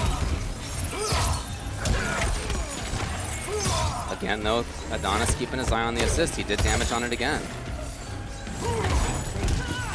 Oh, taps Serena once more. Oh, goes under and gets the punish. Recovers in time. Huge opportunity here for Limbo. Is going to get the corner. Drops the combo, but instead stays confident. Doesn't back off and show fear at all. Expect an ice clone real soon. 25 seconds on the clock. Tried to just backdash Adonis, shut it ate down. all 5 of those EX Ninja Stars. Yeah, man. Huge opportunity and an anti-air. Not sure what he was Hoping looking to for. bait up block, probably. We saw that before, which he did successfully bait, but Adonis shut it down this time.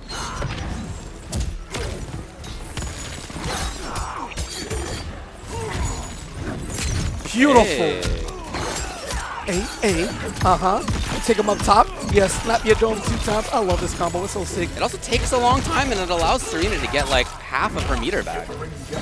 Yeah, that was a full, almost half. Yeah, 350 damage plus half a bar return on the cameo. Yep. And every Half single stage time. corner carry. Yeah, I love that. Every single time Adonis is just tapping Serena. She has not been able to drain his meter for free any more than she did in the first round of game 1. And here we go. All of the patience worth this reward? Not quite. Limbo building that meter, just spamming projectiles. Yep. Love the patience. Adonis not giving up, not taking a risk. Here's a poke. There's the overhead. Where he wants to be. Again. He's got to make a lot of Low. individual hits happen here, though, because Tremor's not quite back. Limbo guessing for his life, trying to avoid the command grab at all big costs. stuff. Hey. Oh, picks him up, extended. This is not over yet. Oh, went for the Maybe whole it thing. is. He held up on Wake Up. What a scumbag. And this may be enough on the fatal blow. Let's figure it out. 1,100 health in tow. Maybe. Does he lives through this? Good. I think he does. Quite The axe easily. is not heavy enough. Denying meter, but again, that is life given up. Oh Can he my follow God. his block? That was the question. The down one to not only deny Serena, but also deal damage versus the life bar of Limbo. Then allowing just a couple of hits of chip was all he needed. Again, this is an assist game, folks. We are not in a 1v1 fighter. You have to have counter calls. You have to have anti-assist play. And Adonis throughout the whole tournament has been showing that. I think that's one of the best examples we've seen of throughout the entirety of the game's lifetime. Adonis was waiting on the Serena call and knew that that would give him the life lead he needed to close it out with the EX Ninja Stars. Shared health bar. Good whiff punish. Wow, yeah. He's gotten Limbo off his rocker. To take such a big risk this early lets him know that whatever he's doing isn't quite enough in his eyes, so it's time to get a little saucy. Hey. There it is. I would think he could probably armor through Reiko. And if you read that there's going to be a button into Ice Clone. What if you read a walk forward, he just dive kick him right in his mouth? Okay. Swing. Just going to keep it real simple, say B&B. Just got Serena back. Yep. And got punched, and this time used Adonis against Come on, him. guys. Counter to the This game's so sick. It What a really good game. is. What a good game.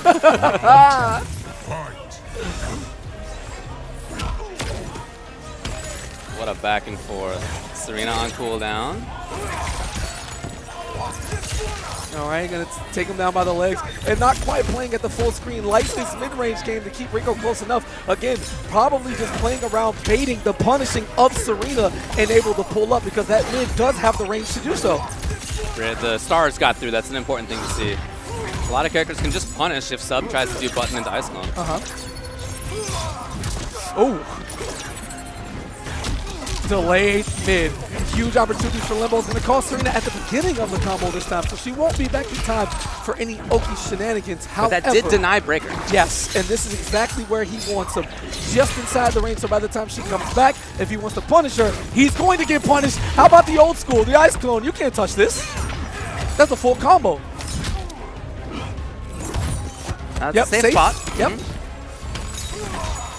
Back to stage control for Limbo. Now what a flawless. Here comes Adonis.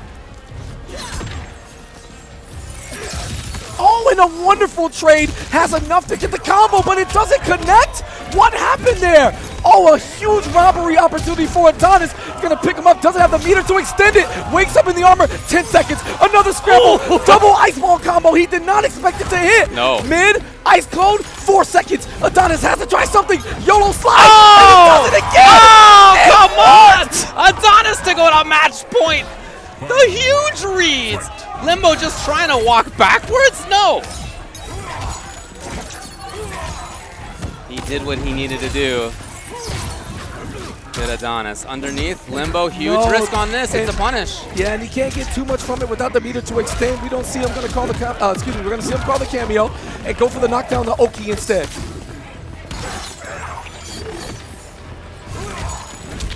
Oh, big Suddenly kick to the forward face. pressure. Has not really been the name of the game mostly for Adonis, but here it is. Calls him Buffers out, it. puts himself in the corner, overhead. Here's the command grab, it's coming. Serena got hit takes some again. hits. Yep, she's not going to be back for a while. Nice. Okay, cute. Now, can he get corner pressure finally? He's got 3 bars. He's got a lot of resources. Overhead, it was delayed. Here we go. What do we got? Dome. Limbo still very much alive here. He's going to spend it early. Okay. Ooh. Now, he still has all 3 bars of meter as well. Damn.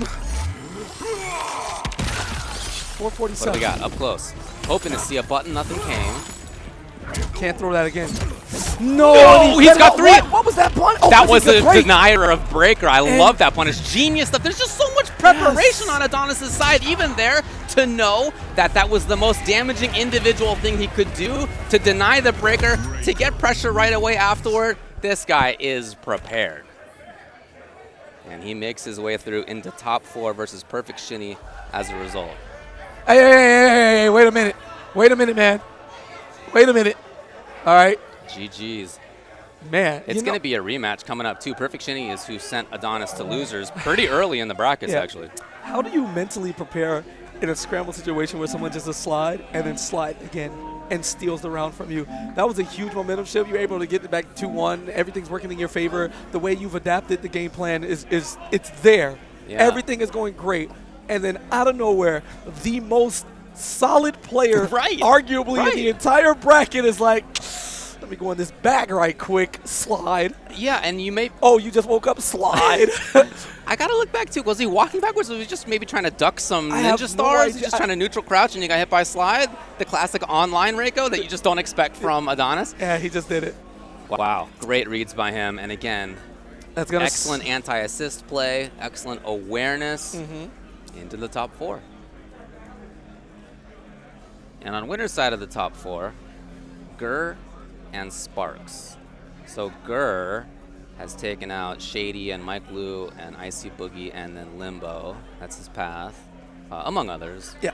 And then Sparks beat Sugarnip, Lord T-Rex, quote-unquote River King, question mark, somebody who happens to live in Chicago, maybe was from Florida at first, then Gummy, and then in the top 8, PerfectShini. Yep. So strong path from him as well. Yeah, this is, one of those deciders. Winners final, go up, have a comfortable set to give in the grand final side. And if you look at it, all the remaining people are like neutral heavy. Shini's the bit of a wild card, but when you look at Gur, Sparks, and Adonis, Yeah, they've been winning by just the basics. Nothing so supremely overwhelming in terms of mix-ups or where people have to guess. It is just solidly chipping you out, wearing you down, running away from you, and forcing you to make the mistake so that they can, bust out the 300, 400 plus combos when necessary. But they have no problem taking the clock down, chipping you out. It's whatever. It's all good. And they've all been exceptionally well in scrambles as well. That's for sure, too. Hello. Yeah. So, Gerus Lau. Again, Lau Hat is not as effective versus Tanya as many, especially Tanya with Goro, because she can just spin over and then call Goro afterwards. So that's that mid-range, as we've often seen for Spark, well, for Tanya players in general. That's a range where calling Hat's a risk, but Guru's just rarely there. He's usually much further away, or he's right up close. It's rare that he's in that danger zone. So we'll see how well Sparks can get into that spot. And again, his pressure up close has been great. He takes up a lot of time with Tanya's long strings. So 2 similar in some ways ideas, neutral focused, but then in terms of offense, a little bit different takes on how to play coming into winners finals now. Gur and Sparks. Round 1. Fight. There we go. It's a button check. Gur here, not just to work in the tournament, but to work IRL as well, which he's got to do online. I saw him after he qualified into the top 24 yesterday, and he was like, hey, man, anyway, I got to go do work. See ya. It's like we're right back to the hotel room. He's just going to casually win the tournament. This is the real part of the invasion. All right, the Midwest down to 2 representatives, 1 a first-timer. Phenomenal, talented kid. Let's see what he's made of here. Again, unseeded to start things out was Sparks, but that is nobody's fault. This is his first big offline tournament. Yep. And he's killed in it so far. Right, there's the EX clocks. Okay, beginning right away. That's out of the corner, not what Gur thought. Oh, and Gur caught trying to steal right there in between. He knew he was loaded up. He's going to the teleport pressure time and time again, and he's going deeper in the back, showing us those combos that come in handy when it connects. And some of Tanya's routes are actually hard to do reverse time out of, because she kind of attacks from range. Still my turn. Hey. Wow, a flawless block into the armor follow-up. We hadn't seen that route as far as the defensive prowess goes from anybody. He still has gravity squeeze. He does. No, my bad. But he wants a little bit more than that. Did do it. Ooh. And gets the overhead, enough damage to where Sparks couldn't survive even with the armor. Fight. All right, a lot of respect. Sweep, and that's Gur's go-to move. Oh, yeah. Signature. Excellent footsies button. Can you confirm it? Nice work. Okay. Yeah, he can build a meter on this. Oh, my Yes. goodness. Oh, he didn't go for it, though. Goro to the rescue! No big whiff! Oh, and didn't think he was going to have enough time to punish even on the recovery, so he cut it short. Better safe than sorry, and Gur right in his favorite position on the map. Full screen. Sand mode. He gets to try it out. If it doesn't work, no big deal. He's got the corner. Hey.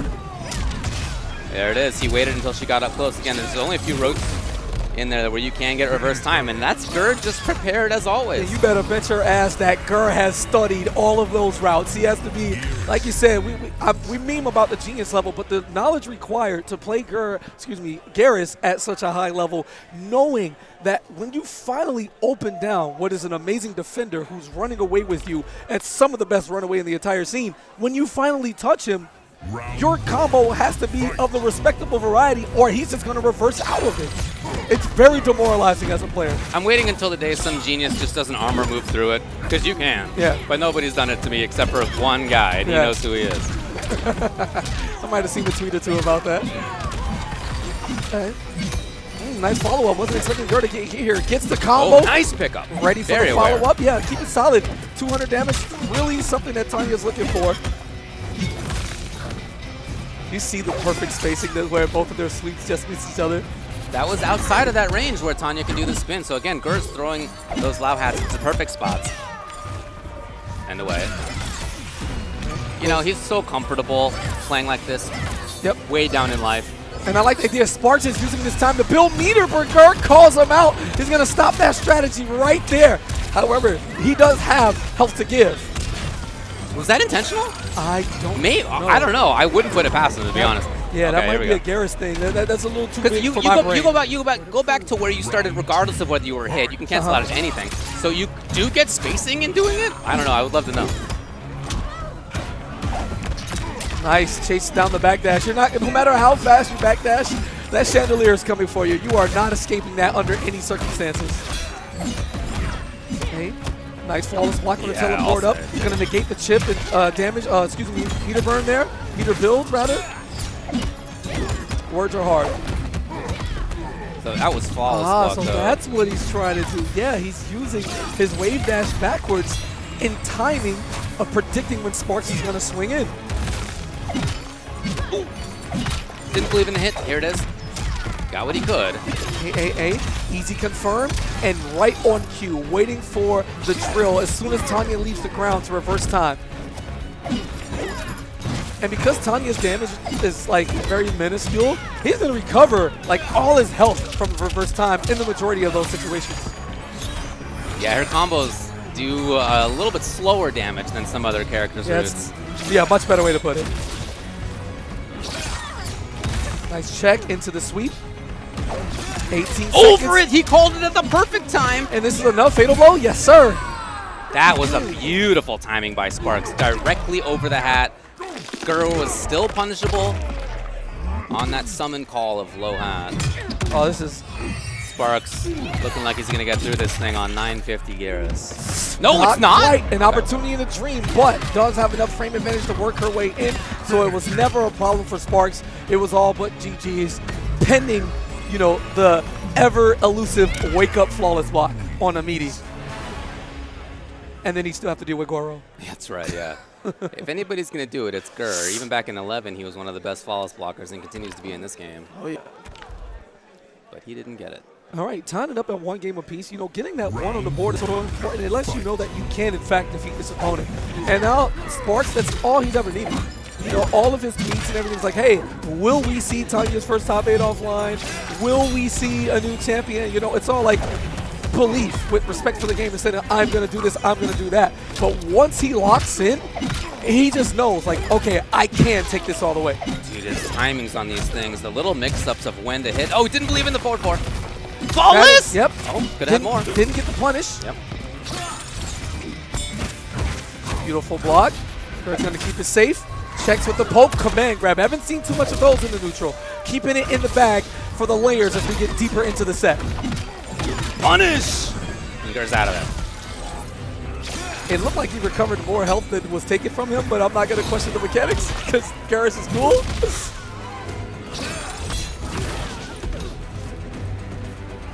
35, Gur looking comfortable. There you go, round. You cannot fight. And you can take extra risks like that when you have the EX clocks up. Yep. You just get out of there. Which Gur prioritizes like none other. Yeah. Has to make sure you're stocked. And we see Sparks as well, making sure he's getting the stocks. They give Tanya a bit more utility, and right on cue. Wow! Okay, we saw it again yesterday. Yeah, all right. There's Gur. something there. There's All something right. there, David. All right. Yeah.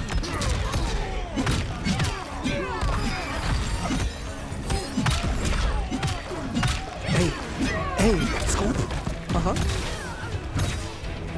Oh, real funky stagger. I love that delay because you're so used to seeing the Lao hat no matter what that by the time you're able to react what's happening here, he's already recovered. Oh, Sheesh. Gur, and backs off. Doesn't even care about corner pressure. Just trying to whittle away. That said, you know, this style of play almost in a sense goes to Sparks' cheese. That unless was you got perfect maximum mix-ups. range. But Sparks wants to wait until Goro comes back, and this is giving him time to do that. Oh my God, armor's through. No, this that time. Goro blew it up! Yeah, got denied on it. Still a one-touch sequence, however. Looking for Chip. Yeah, he tried to bait out the armor and instead catches the walk back. How smart and how poised do you have to be in that situation to know that that was the proper option? He knew. He gave up his pressure, allowing Sparks the chance to armor into Goro. He didn't take the bait poke. The progression, the reads, it's just like he's a program. You know, Oh, yeah, he's so he's a ready. program. He's so ready. He has done a lot of lab work in this game.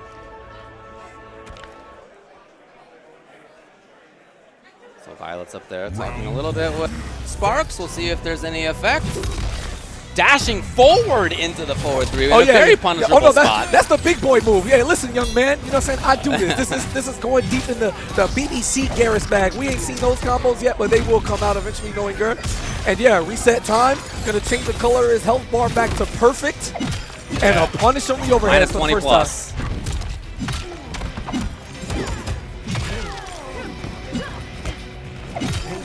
Hey, Go, Sparks. All the way to the corner. Punish! What Beautiful. a read. Got the bait, gonna get the corner loop. Could kill. Yeah, it's gonna spin the cameo because why not?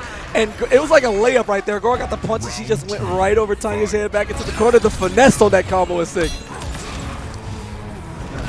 Yep, don't care. Punish, it's possible. That would have been so It's sick. possible. Underneath this time, Sparks very aware now. Here's the... I feel like the first time we've seen like an actual combo from mid-range from Gur. It's just like not his style. But 392 is the way. Over it! Love the option there to escape. He's going to take that trade all day. Low half for a bar of Tanya's meter. Yeah, why not? Come up close, playing a little bit more, I don't know, conservative for Sparks, even though he's rather conservative as is. Gur's just ready for this. The command grabs are flowing. He's got a He's got a Goro, so Yeah. expect him to start the offense a little bit more strongly. Flawless block. Armor, that's cool. He can afford this. That's the whole health bar back. And That's so, come on the other man. side. God, what does that do to one's spirit? It breaks you down. You work so hard to get there, and then it just gets reversed. Hold that. And he's got the 3 clocks up again. Match point Ger. Final round. EX locks. Yep, Nice. there's again. Knowledge showing up. I didn't have a go in time. Ooh. Yeah, that's what I mentioned, right? Like, there yeah, are roots bring that where you ass gotta back. Yeah. You can't escape forever, Ger. All right, little breakdance boogie to get in there. Gets checked, trying to steal a turn. Yeah, just gonna play the spacing game. A lot of respect. Big punish opportunity. Ger didn't take it. Wasn't quite sure if it was enough. Didn't want to risk it. Nothing wrong there. Couple pokes, forcing Sparks to now block. Gives the command grab. And not enough. Recognizing as well that the Goro doesn't connect. Jesus. Words are hard. Still no Goro.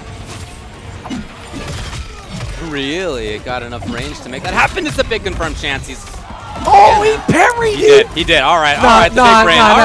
It's happening. It's happening. All right. Oh, yeah. Let's go. Big pop off from Gert. Yo, Sparks. No.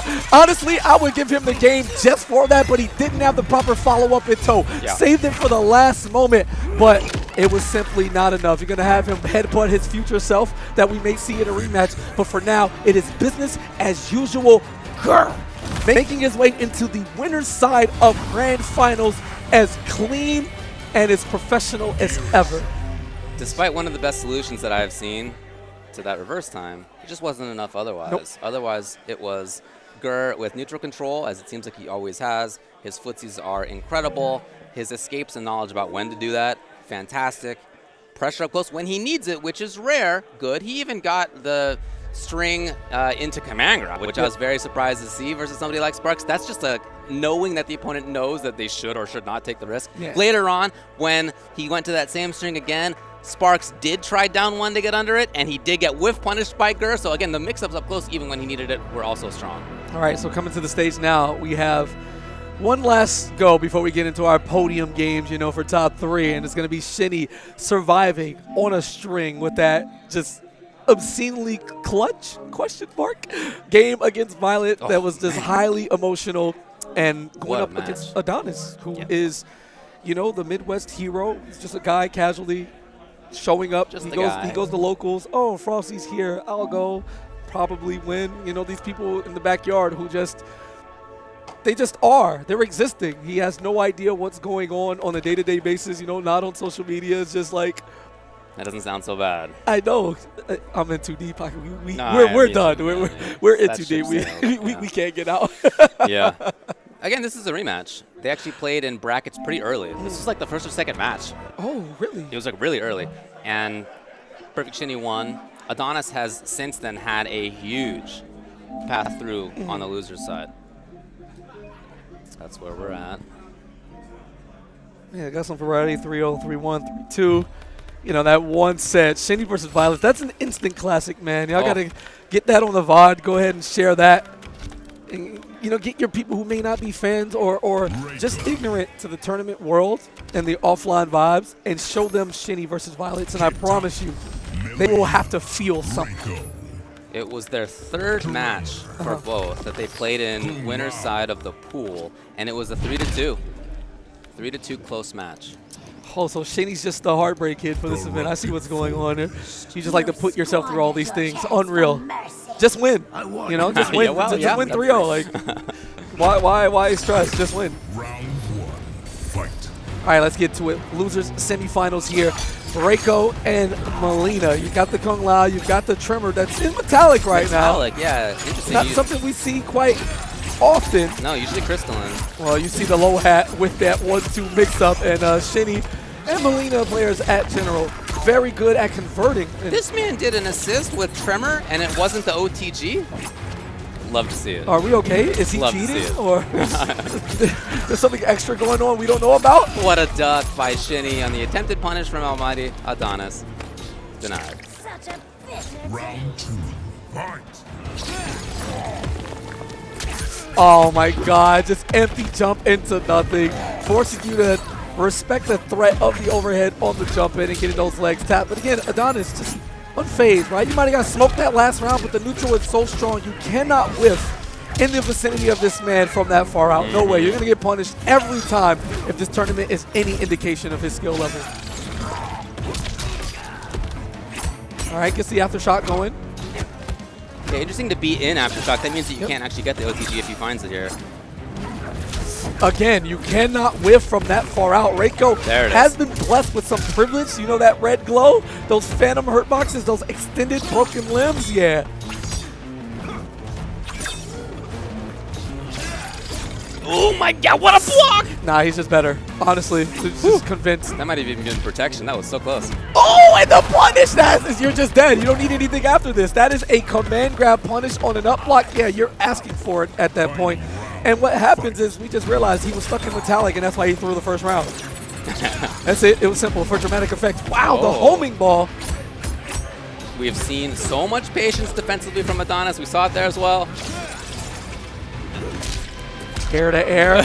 Not the best follow-up combo, but again, he's happy with that. It's how he approaches the game to begin with. Yeah.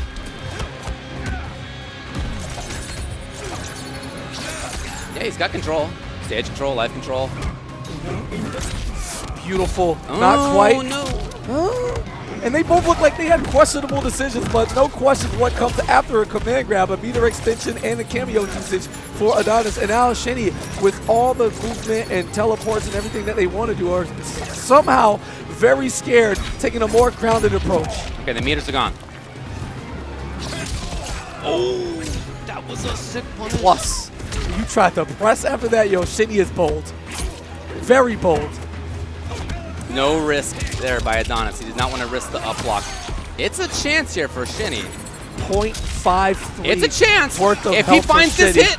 Oh my god. Oh, and just enough time. Bravery. You did not have frames to get a meaty jump attack, and Adonis was ready. Now, had that been a Shao jump too, or one of those privileged buttons on the way down, we may be singing a different song. But awareness is key, and Adonis was able to close out game one. Into crystalline right away. Again, that allows him to then call the ambush and then the OTG and Aftershock. Yeah, trying to force his way in there with the ball roll. You saw the startup animation coming through, but just ate the stars instead. And if you can slow it down, this is playing so deeply into Adonis' favor. Like, Shinny has to recognize that sometime you're going to just have to take a risk to get him off his rocker.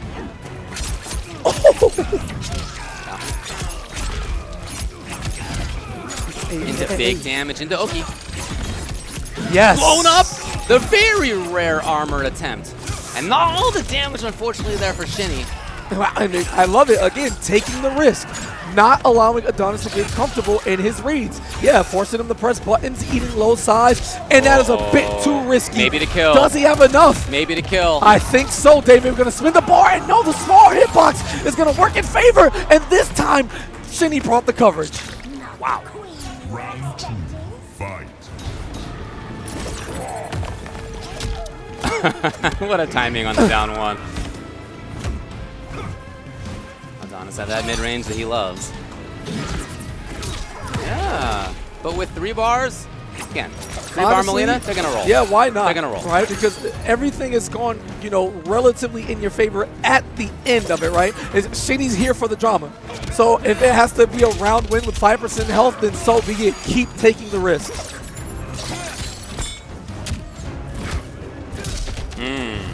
Damn.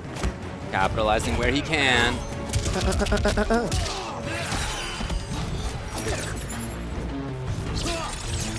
Here's the approach. Way patient as always, Adonis on defense.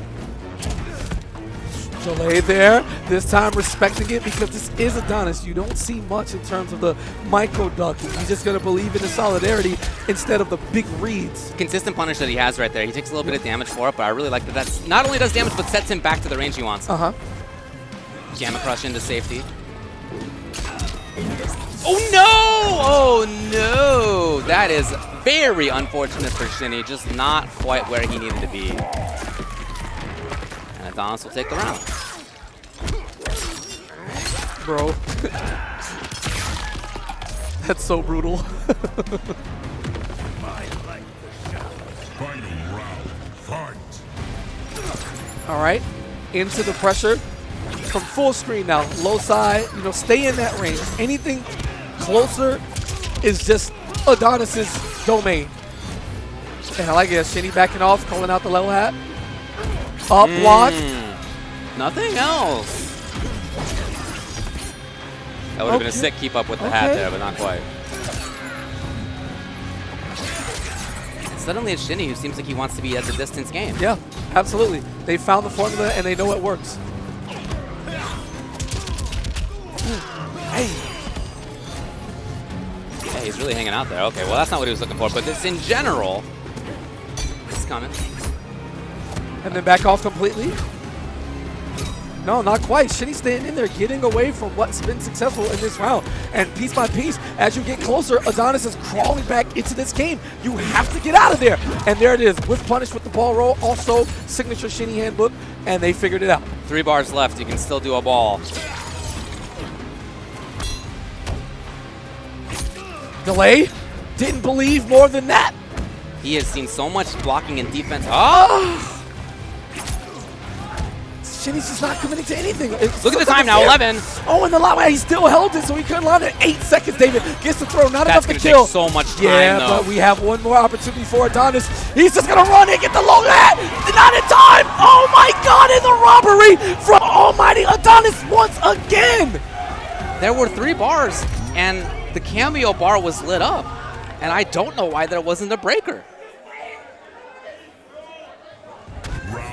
Hey man, sometimes it doesn't work out as you hope. And Oh right my for God. Shini, I don't think that's how we wanted it to go, but it's 2-0 Adonis. Now your tournament life is on the line, and Adonis is just casually cruising with a little bit of sauce at the end of his rounds. Yeah. One game away from a 3-0 on Shini to get the run back and a top 3 minimum. It's frightening to play against somebody who's so solid for 98% of the time, and then they know how to go nuts when they need to.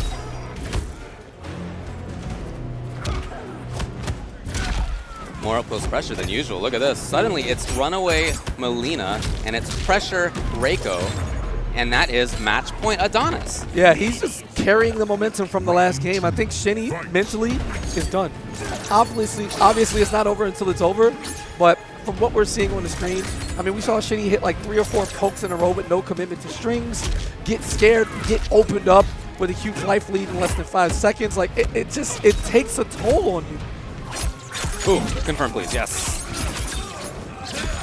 Set up, armor's out, takes a little bit of damage. I love that. And this is what he uses the meter for. Nothing fancy, just stars and escape routes.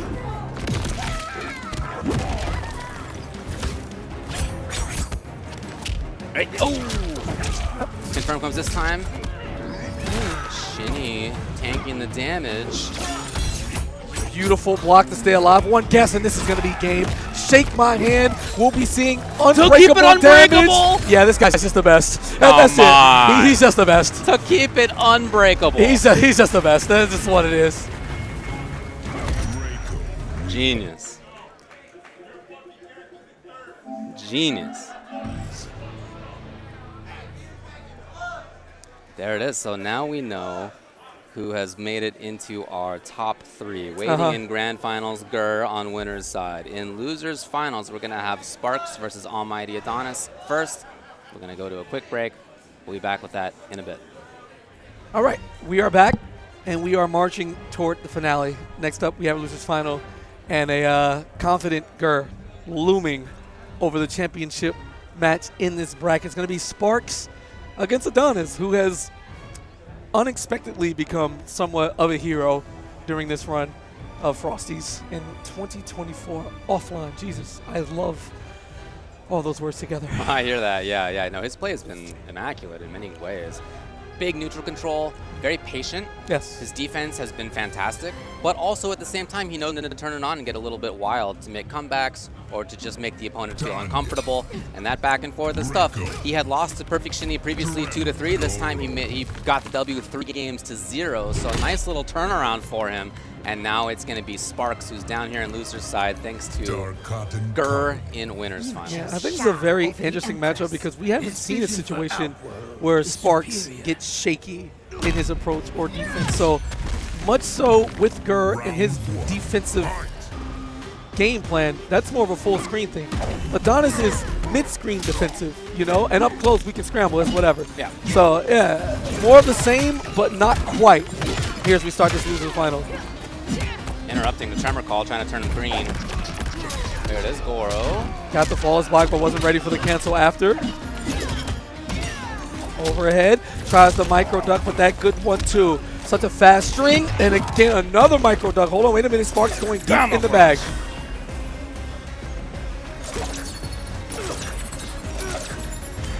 Yeah, and I love this, taking his time, playing the life lead. He doesn't need to do much. Forcing Adonis to come in. Yeah, crushing on its way. Yeah, beautiful properties on that EX Fireball. Yeah, I mean, that's so much time for Goro to come back. He's got 2 Goros now. And this should be enough for the round in actuality. I like Sparks likes to, you know, optimize it and spin it out. Gonna get you to the corner. Here's the chip. Flawless block. This is a huge opportunity for Wait a minute, David. What else would it be but fantastic defense keeping him in the game? Can he do it again? This is one guess. He wanted the read! And he got it anyway! And he's gonna steal this round from Sparks right now. Will he even have to spin the fatal blow? Yes, he does. Just to make sure. What an end to the round again! All that time in that round, playing patiently, cautiously, great defense. Then he knows the flawless timing, then had to turn it on for the mix-up. Yeah, and the good old Reiko special, when you see them do a parry, they're usually going for the command grab, but they're hitting the button before they complete the motion. So even with that, he didn't panic. He just went right back into it again, and Sparks was still blocking.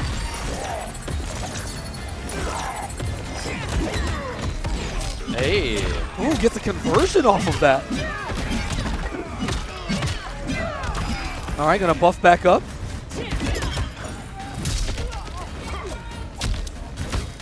Loss. Oh my goodness. Gets the call. Okay, Goro. Will he break here with his back to the corner? No, he's going to eat the end of the combo and save it for another day. Want to survive and try to get this round right away. Wow. His use of meter is very interesting. He just doesn't need it very often. Woo! I like that. Beautiful spacing.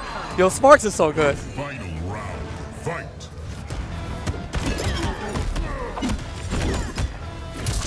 Right. Okay. Ooh, all these little staggers. That really added up, actually. Footsies. Bring out the man. Yep. Extra stuff. That's so good. Gets Yoki covers both regular and delayed wake-up properties. Hey, looking trying to crush a projectile again there, but no. Yeah, he's going to use his opportunity to build meter. Just keep throwing stars. Even if Sparks is ducking him, doesn't matter. Low forward fireball. Yes, sir. Not always doing it, though. I really like that he is. Yeah, he has some conditioning. I mean, we're talking about the basic form. Like, it goes so far because anytime you can get your opponent to stand and do nothing, that is a massive plus in the game plan. And just like that, Adonis here going to take game one off the strength of low forwards and fireballs. Honestly. And typically, as Sparks has been up there, he's been the one who has had more success with stealing turns, maintaining turns. That game, it was much more about Adonis doing that. Yeah, and the robbery in round one. I mean, again, what it does to you mentally. This is the first time we saw Sparks not in a comfort zone after that. And you can see it in his body language here going into game two. That's true, yeah, he's a little hunched over. Again, this is a player, 16, 17 years old, out here in the offline major world for the first time. And has been mostly unperturbed, but maybe that is running out. And using the stars as an option to beat the armor on the chandelier, playing the perfect spacing.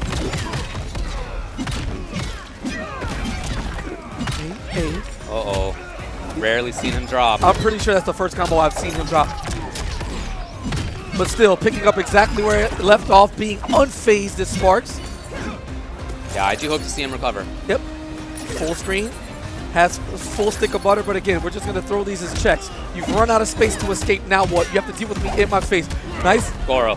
Ooh, he missed, but that's okay for Sparks. Yeah, no armor. That's a few hits there. No, that's big punish chance. That was way too ambitious right there. I like the reaction, but man, just out of the range by quite a long shot. Yeah. Fight. Drop combo. Errant fatal blow. I don't know. We'll see if he can recover. Chinks in the armor, mistakes adding up here. Will they be the downfall? Beautiful sweep in the step back, taking her out of the range to avoid the poke from Reiko. He's very confident up close in this pressure. I'm happy to see him go back to this because he's had success all throughout the tournament with this stuff. Stealing the turn back, and Adonis finally has an opportunity, but no, Spark's going to keep it right back. Very, very basic game plan. This is part 1 of the handbook. Forward 2, spin a Rooney, poke, do it again. Yes! There it is. This is exactly the kind of round he needed. Yes! One more time. He didn't have Goro. He didn't. Was he hoping for that to chip kill? I don't know. Not again, There's David. a lot of meter on the other side. Not again. He was See the wake up there. Yeah, all right, he yep, did. Parry the wake up. That's not what came. Beautiful call out. Sparks waited. He even did an armored one after just to make sure any shenanigans wouldn't work to his detriment. Oh, this guy Goro's not going to be back for a while. Got hit. Again, always anti-assist focus on Adonis' side. Perfect spacing on the sweep. Yeah, fireball war. That's going to work in the favor of Reiko. Not sure you want to trade too many of those. Nice. Gets the punish that time. If it had been slide, I guess it would have punished. 2 hits and taps Goro. That's going to be another long time for him to disappear. Gets the extension on the trimmer. We're both cameo-less. Just straight up 1v1. That's Reiko life in general, unless he's got the command grab. Absolutely. So it really doesn't mean much in the grand scheme. But which a is huge beautiful. change for Tanya, though. Putting up some meat shields, as he's calling this, just in case. In the extended range there with that buff version of the move. But Goro didn't actually connect. Yeah, and Adonis chooses to do nothing after. He's comfortable. 30 seconds, gets the whip punish here, and now Sparks without resources. Goro close to returning, but you can only do so much without bar and without armor. Goro. As soon as Goro came back, he wants to force the issue. And Adonis is cool with this. He's just going to block. Big whiff opportunity, looking for the poke. 14 seconds on the clock. No meter for Sparks, but gets the throw. Inching ever so closer to the life lead. 8 seconds on the clock, David. We are ticking down to another chip's adding up. The chip's adding up. Oh, he's done the yes. 50-50? Oh, no! my God! The 50-50 read! He went for the air version and grabbed him out of the armor chandelier. He is just simply better. The big That's it. Smile on his face. If you don't know how that fatal blow works, you do it, and then you can either grab people who are on the ground or you can grab people who are in the air. The opponent doesn't know which one you're going to do. It's just a 50-50 to end the round, and as he has throughout all of these round-ending shenanigans that he's suddenly brought out, he again is correct. He might just be the best, honestly. I'm just going to top it up to him being just better. The true 50-50 aspect of that, literally. That's so scary. It's as much of a true 50-50 as anything that's ever been in fighting games. Yeah, you either win or you die. Yeah. Like, that's it. There is no in-between. And that not only covered the chandelier, but it would have covered all jump attempts, too. Yep. So, statistically, up is the one that would work more if you really want to get deep into the numbers. But realistically, are you going to go airborne or not? 50-50. Yeah. Because you see it, and then you have to decide, like, as the defender. Yeah, very interesting. All right, 2-0. Again, Sparks has had some moments where he looks a little shaky. Again, I mean, he's a teenager. He's out here offline for the first time. Who can blame him? Yeah, dropping the combo, getting caught in the back, hit. There it Armors, is. though. But this stuff, the up-close pressure is where he has still felt comfortable. And although the game plan for him oftentimes is about mid-range too, I'm happy to see that he's up here for pressure because that is working out still, yes. Yeah, evolution right there of the set. Knowing that Adonis likes his poke after the pressure from the teleport jump in. Just going to bait that space and get an easy whiff punish into the corner now. Very comfortable. And he likes those moves where Tanya takes a step back, gives him a little bit more space on top of his already immaculate spacing as a player himself. Oh. And that is a crumple getting crushed from that air projectile. And Sparks showing signs of life. That pressure, again, continues to work for him. It's a really good adaptation mid-set here that he may recognize that, like, my neutral's not the best at the moment, but pressure, still killing it. Yep. All right, gets the poke, beats him to the press. Oh, okay, he's getting funky with it. Adonis, he's playing your game a little better than you right now. Maybe that round helped him settle down. Yeah, looking good. Yeah, catches him, trying to buff up twice. That's so sick. You know what? Is that conversion possible? Yeah, I don't know, but, you know, the way he's playing, there might be something in the tank. Might be, yeah. I believe him. Yeah, right, yeah.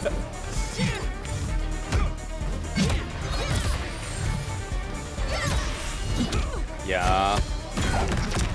Through it, the knowledge comes from Sparks. Yeah, keeping the momentum in his favor, staying on his side of the field, and here we go. Opportunity. Calls it out, but out of range for the jump kick to connect.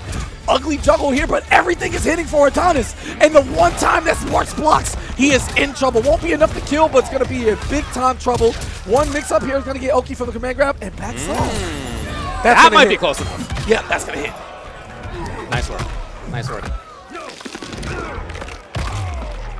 I think a match could potentially save him here. Yeah, Yeah. absolutely. Because this is just raw fatal blow. You're looking around 350? Yeah, exactly. No! Force the pressure. Flawless blocks the Goro down, tools him, and he took the health again. One touch is going to work. Flawless all over the place. Can he get a come off, folks? And he blocked it back. What is happening? Both of these men and the clutch from Sparks. What a wonderful display. Both of these men refusing to say die, and he lives to fight another day. They deserve their spot in this top 3. What a better demonstration Yeah, that's right. than that. Look that camera in the eye. Let the people at home know that you are, in fact, him, young Sparks. Keep it going. And the confidence is back. The pressure, Yep. great, right away. Huge B&B here, 300 corner carry. Oh, no. Almost a big mistake Punish, there. yeah, that's punishable.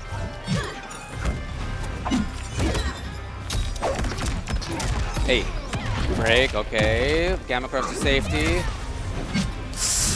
Yeah, big time punish there. A lot of recovery on this one. Been able to get the aftershock out in time. Yeah, 300 right back at you. Let's get back to normal. Let's calm down after the excitement we just had at the end of that last round.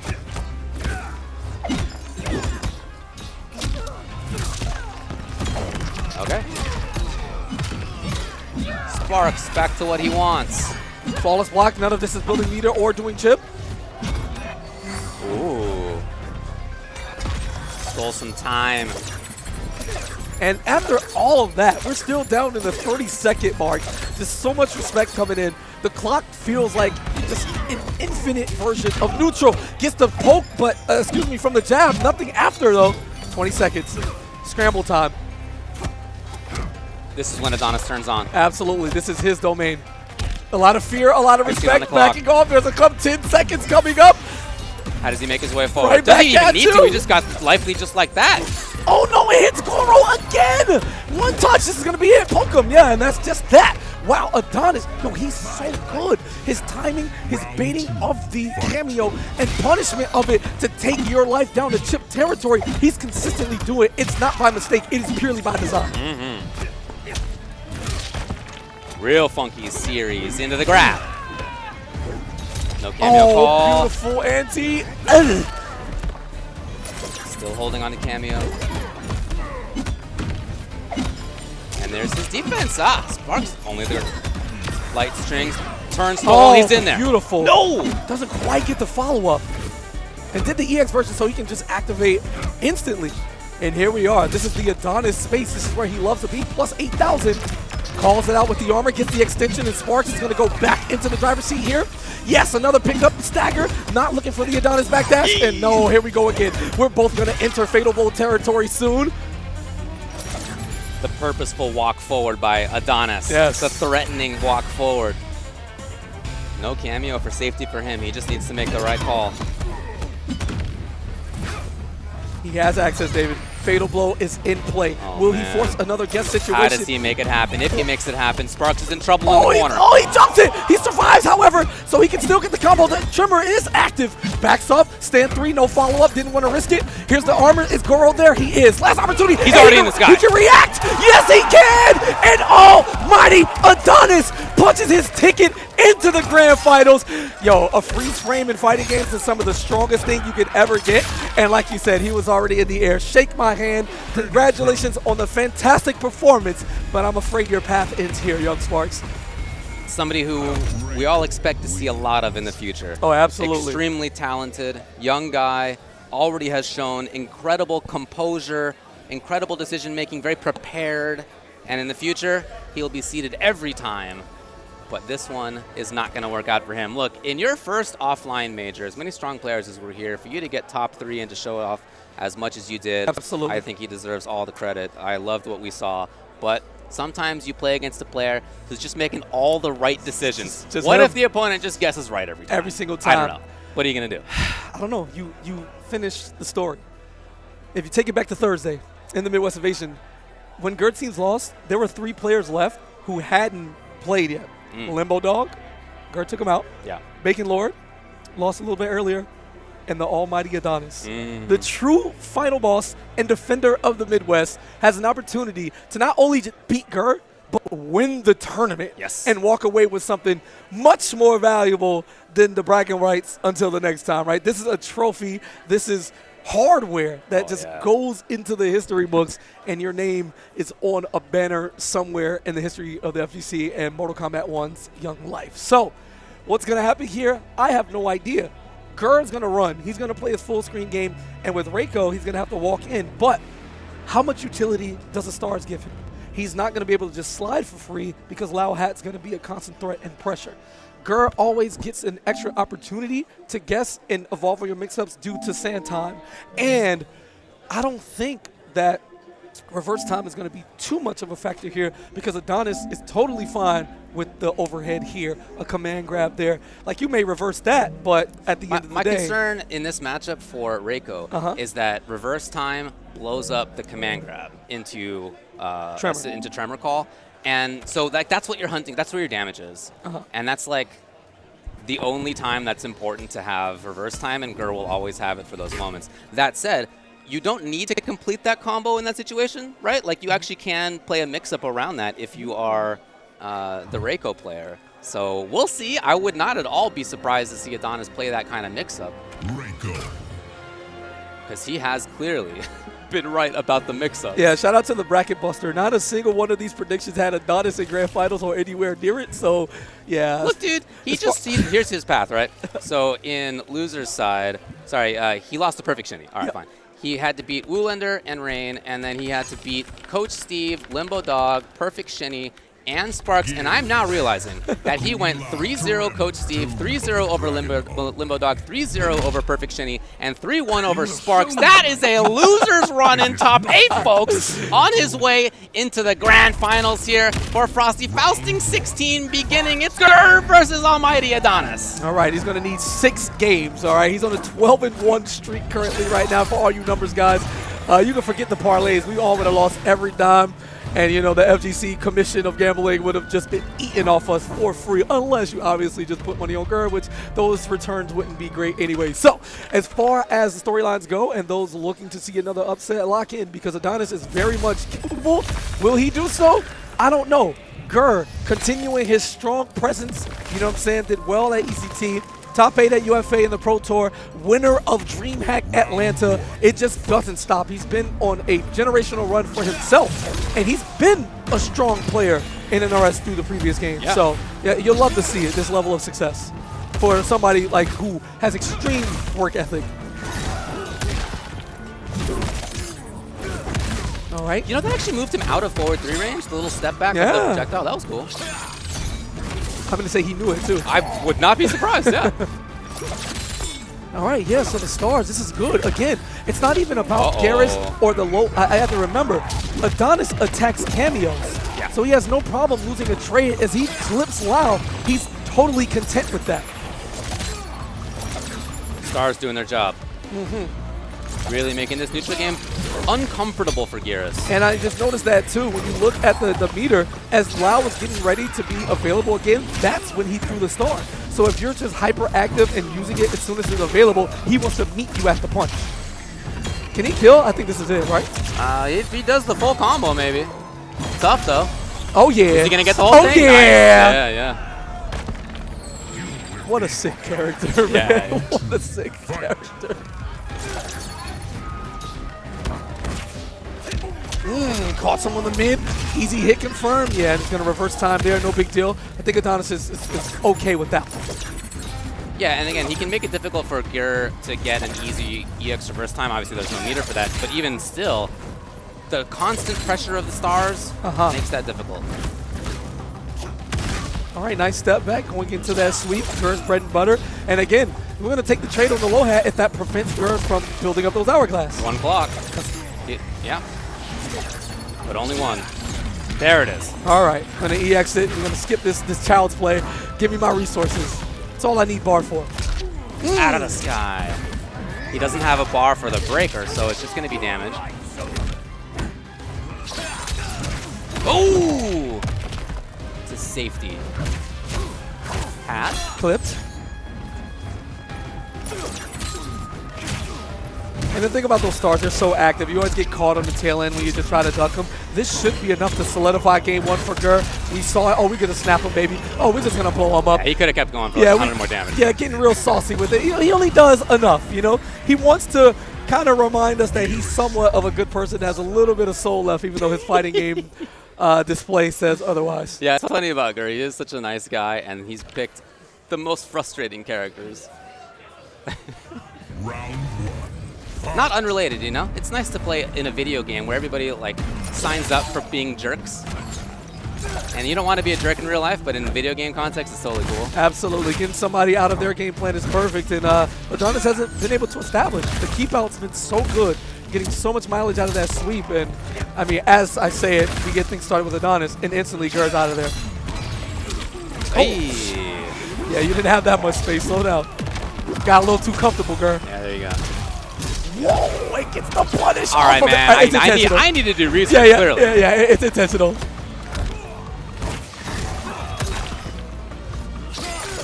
Did he also recover the health? I gotta look into that next time. He did? Okay, cool. Yeah, that's insane. But not going out with the fight. That was a beautiful flawless block from Ger that took no damage from them EX stars. Big whip punish opportunity, and Adonis a little bit hesitant. Not something we're used to seeing. Flawless. No, gonna beat it out. Oh, boy. He got the hat back in time. Tried it out. Ah. Yeah, very nice patience by Adonis. To have thrown a projectile just a few frames earlier would have been snapped.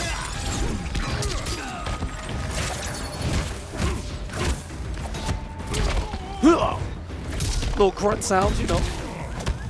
Oh.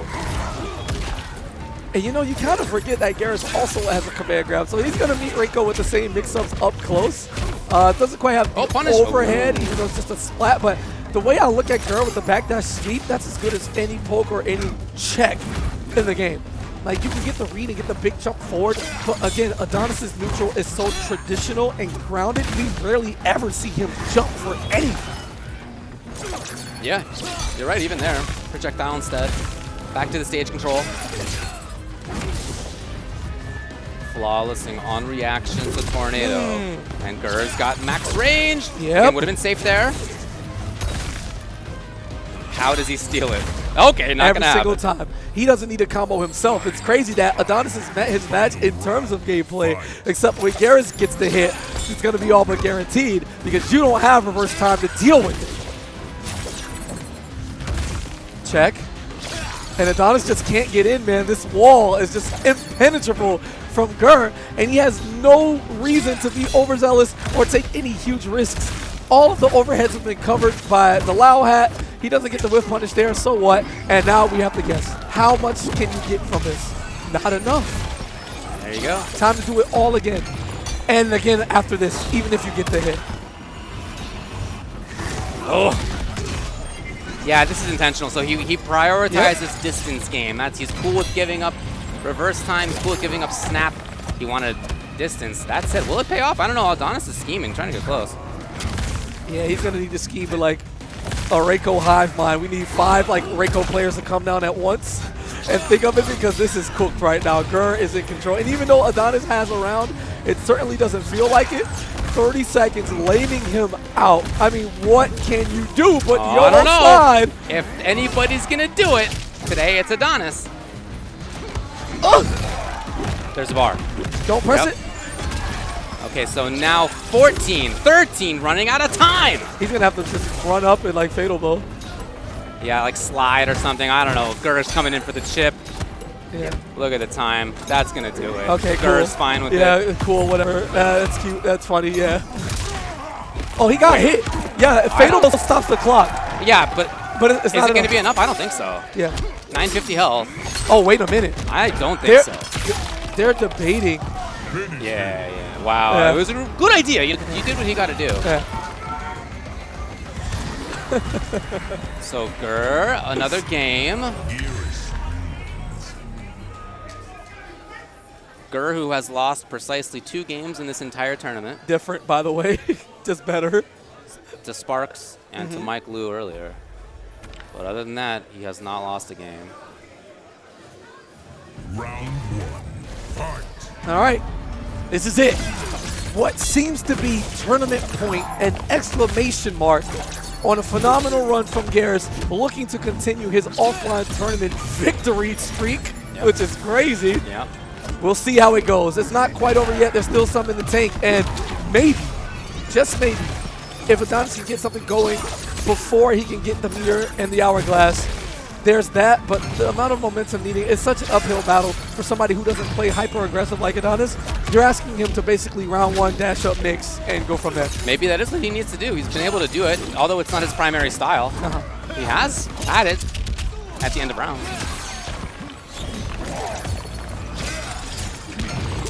Gets a jump in, but this coverage has another opportunity for a big punish instead. Plus, scoop. Yeah. All right. More pressure. Overhead. Overhead again. Oh, wait a minute. He's going to wake up a little bit. Oh, he had to charge up. He's very dramatic. He likes his. I understand. Sorry, Adonis. I am familiar with your game, but, you know, I forgot in the moment. Oh, punish. Yes. Wow, that was an instant reverse time. Yeah, yeah. Oh, no! Yeah. Couldn't quite get the follow-up, but did he acquire the hourglass? I didn't see if the hourglass actually was on top of his head or not. That's what you got to look for. Yeah, okay, I guess it must have been. Yep. Damn, so EX hourglass probably like fulfills regardless if the animation so he's up there. Yep.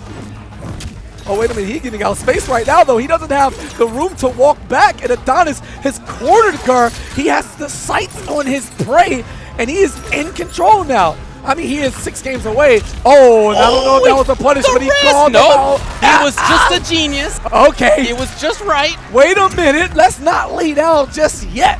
This is why you're granted that 3rd game here, because it ain't over until it's over. But Gur's unfazed, unbothered, whatever. I can lose a game or 2. It's cool. It's grand finals. You know, it's not a problem losing to who's been the 2nd best player in the tournament. Cool. But how do you respond? What do you do? Being up 2 and getting reverse 3-0'd into reset is some of the most mentally draining, just anything you can go through in fighting game tournaments. So we'll figure it out 1 game at a time. But Adonis has shown that he can, in fact, get through the wall. That is Gur. There was a strategy. He played more up-close offense. He had a corner control, kind of a cage, half-screen cage. So we'll try to get back to that.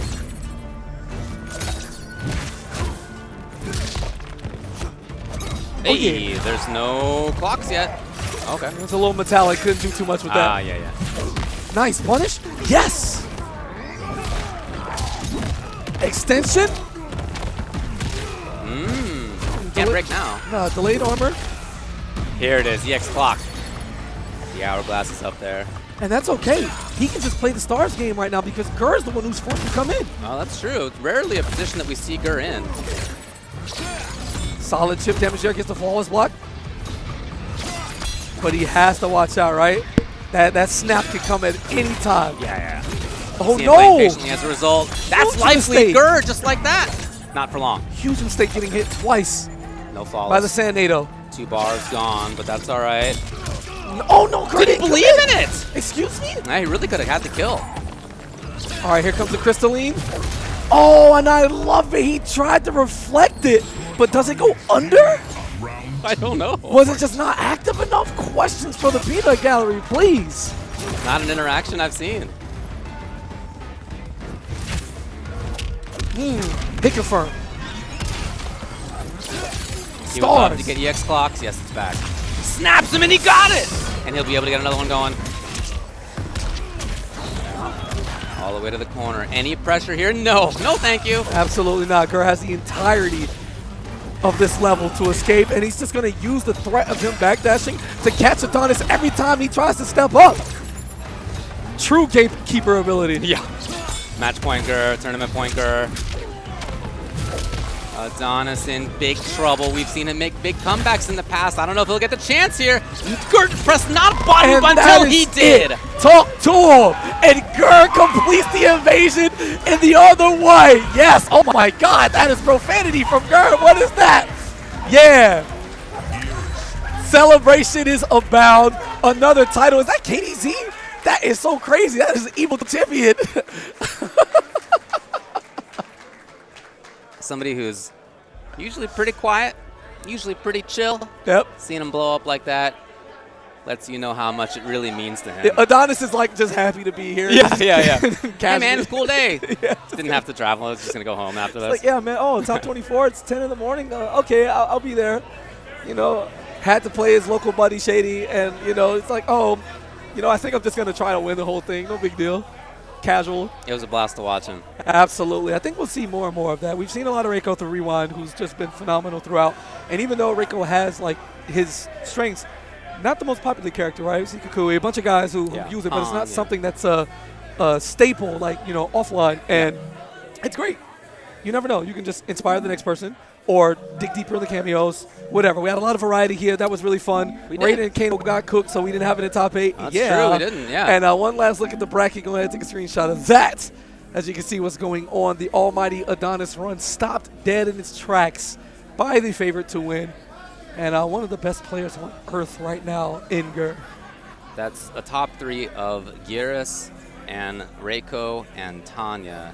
And then Mileena, Sindel after that for PerfectShini.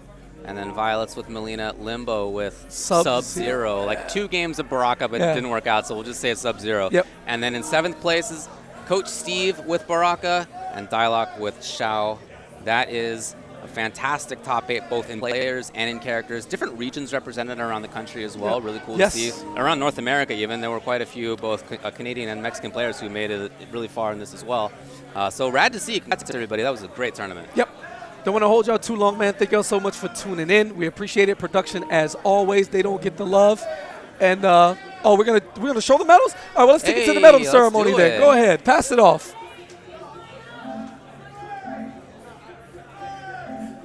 Yeah, they have to get in order. Yeah. I like the medal ceremony. Like the people are just like floating around there, and it's like, excuse me, guys, we did the top 8. It's like, oh yeah, sorry, got 9th. Yeah. Just wanted to congratulate. We did see some 9th players walking away just now. Just wanted to congratulate my friends. Yeah, of course.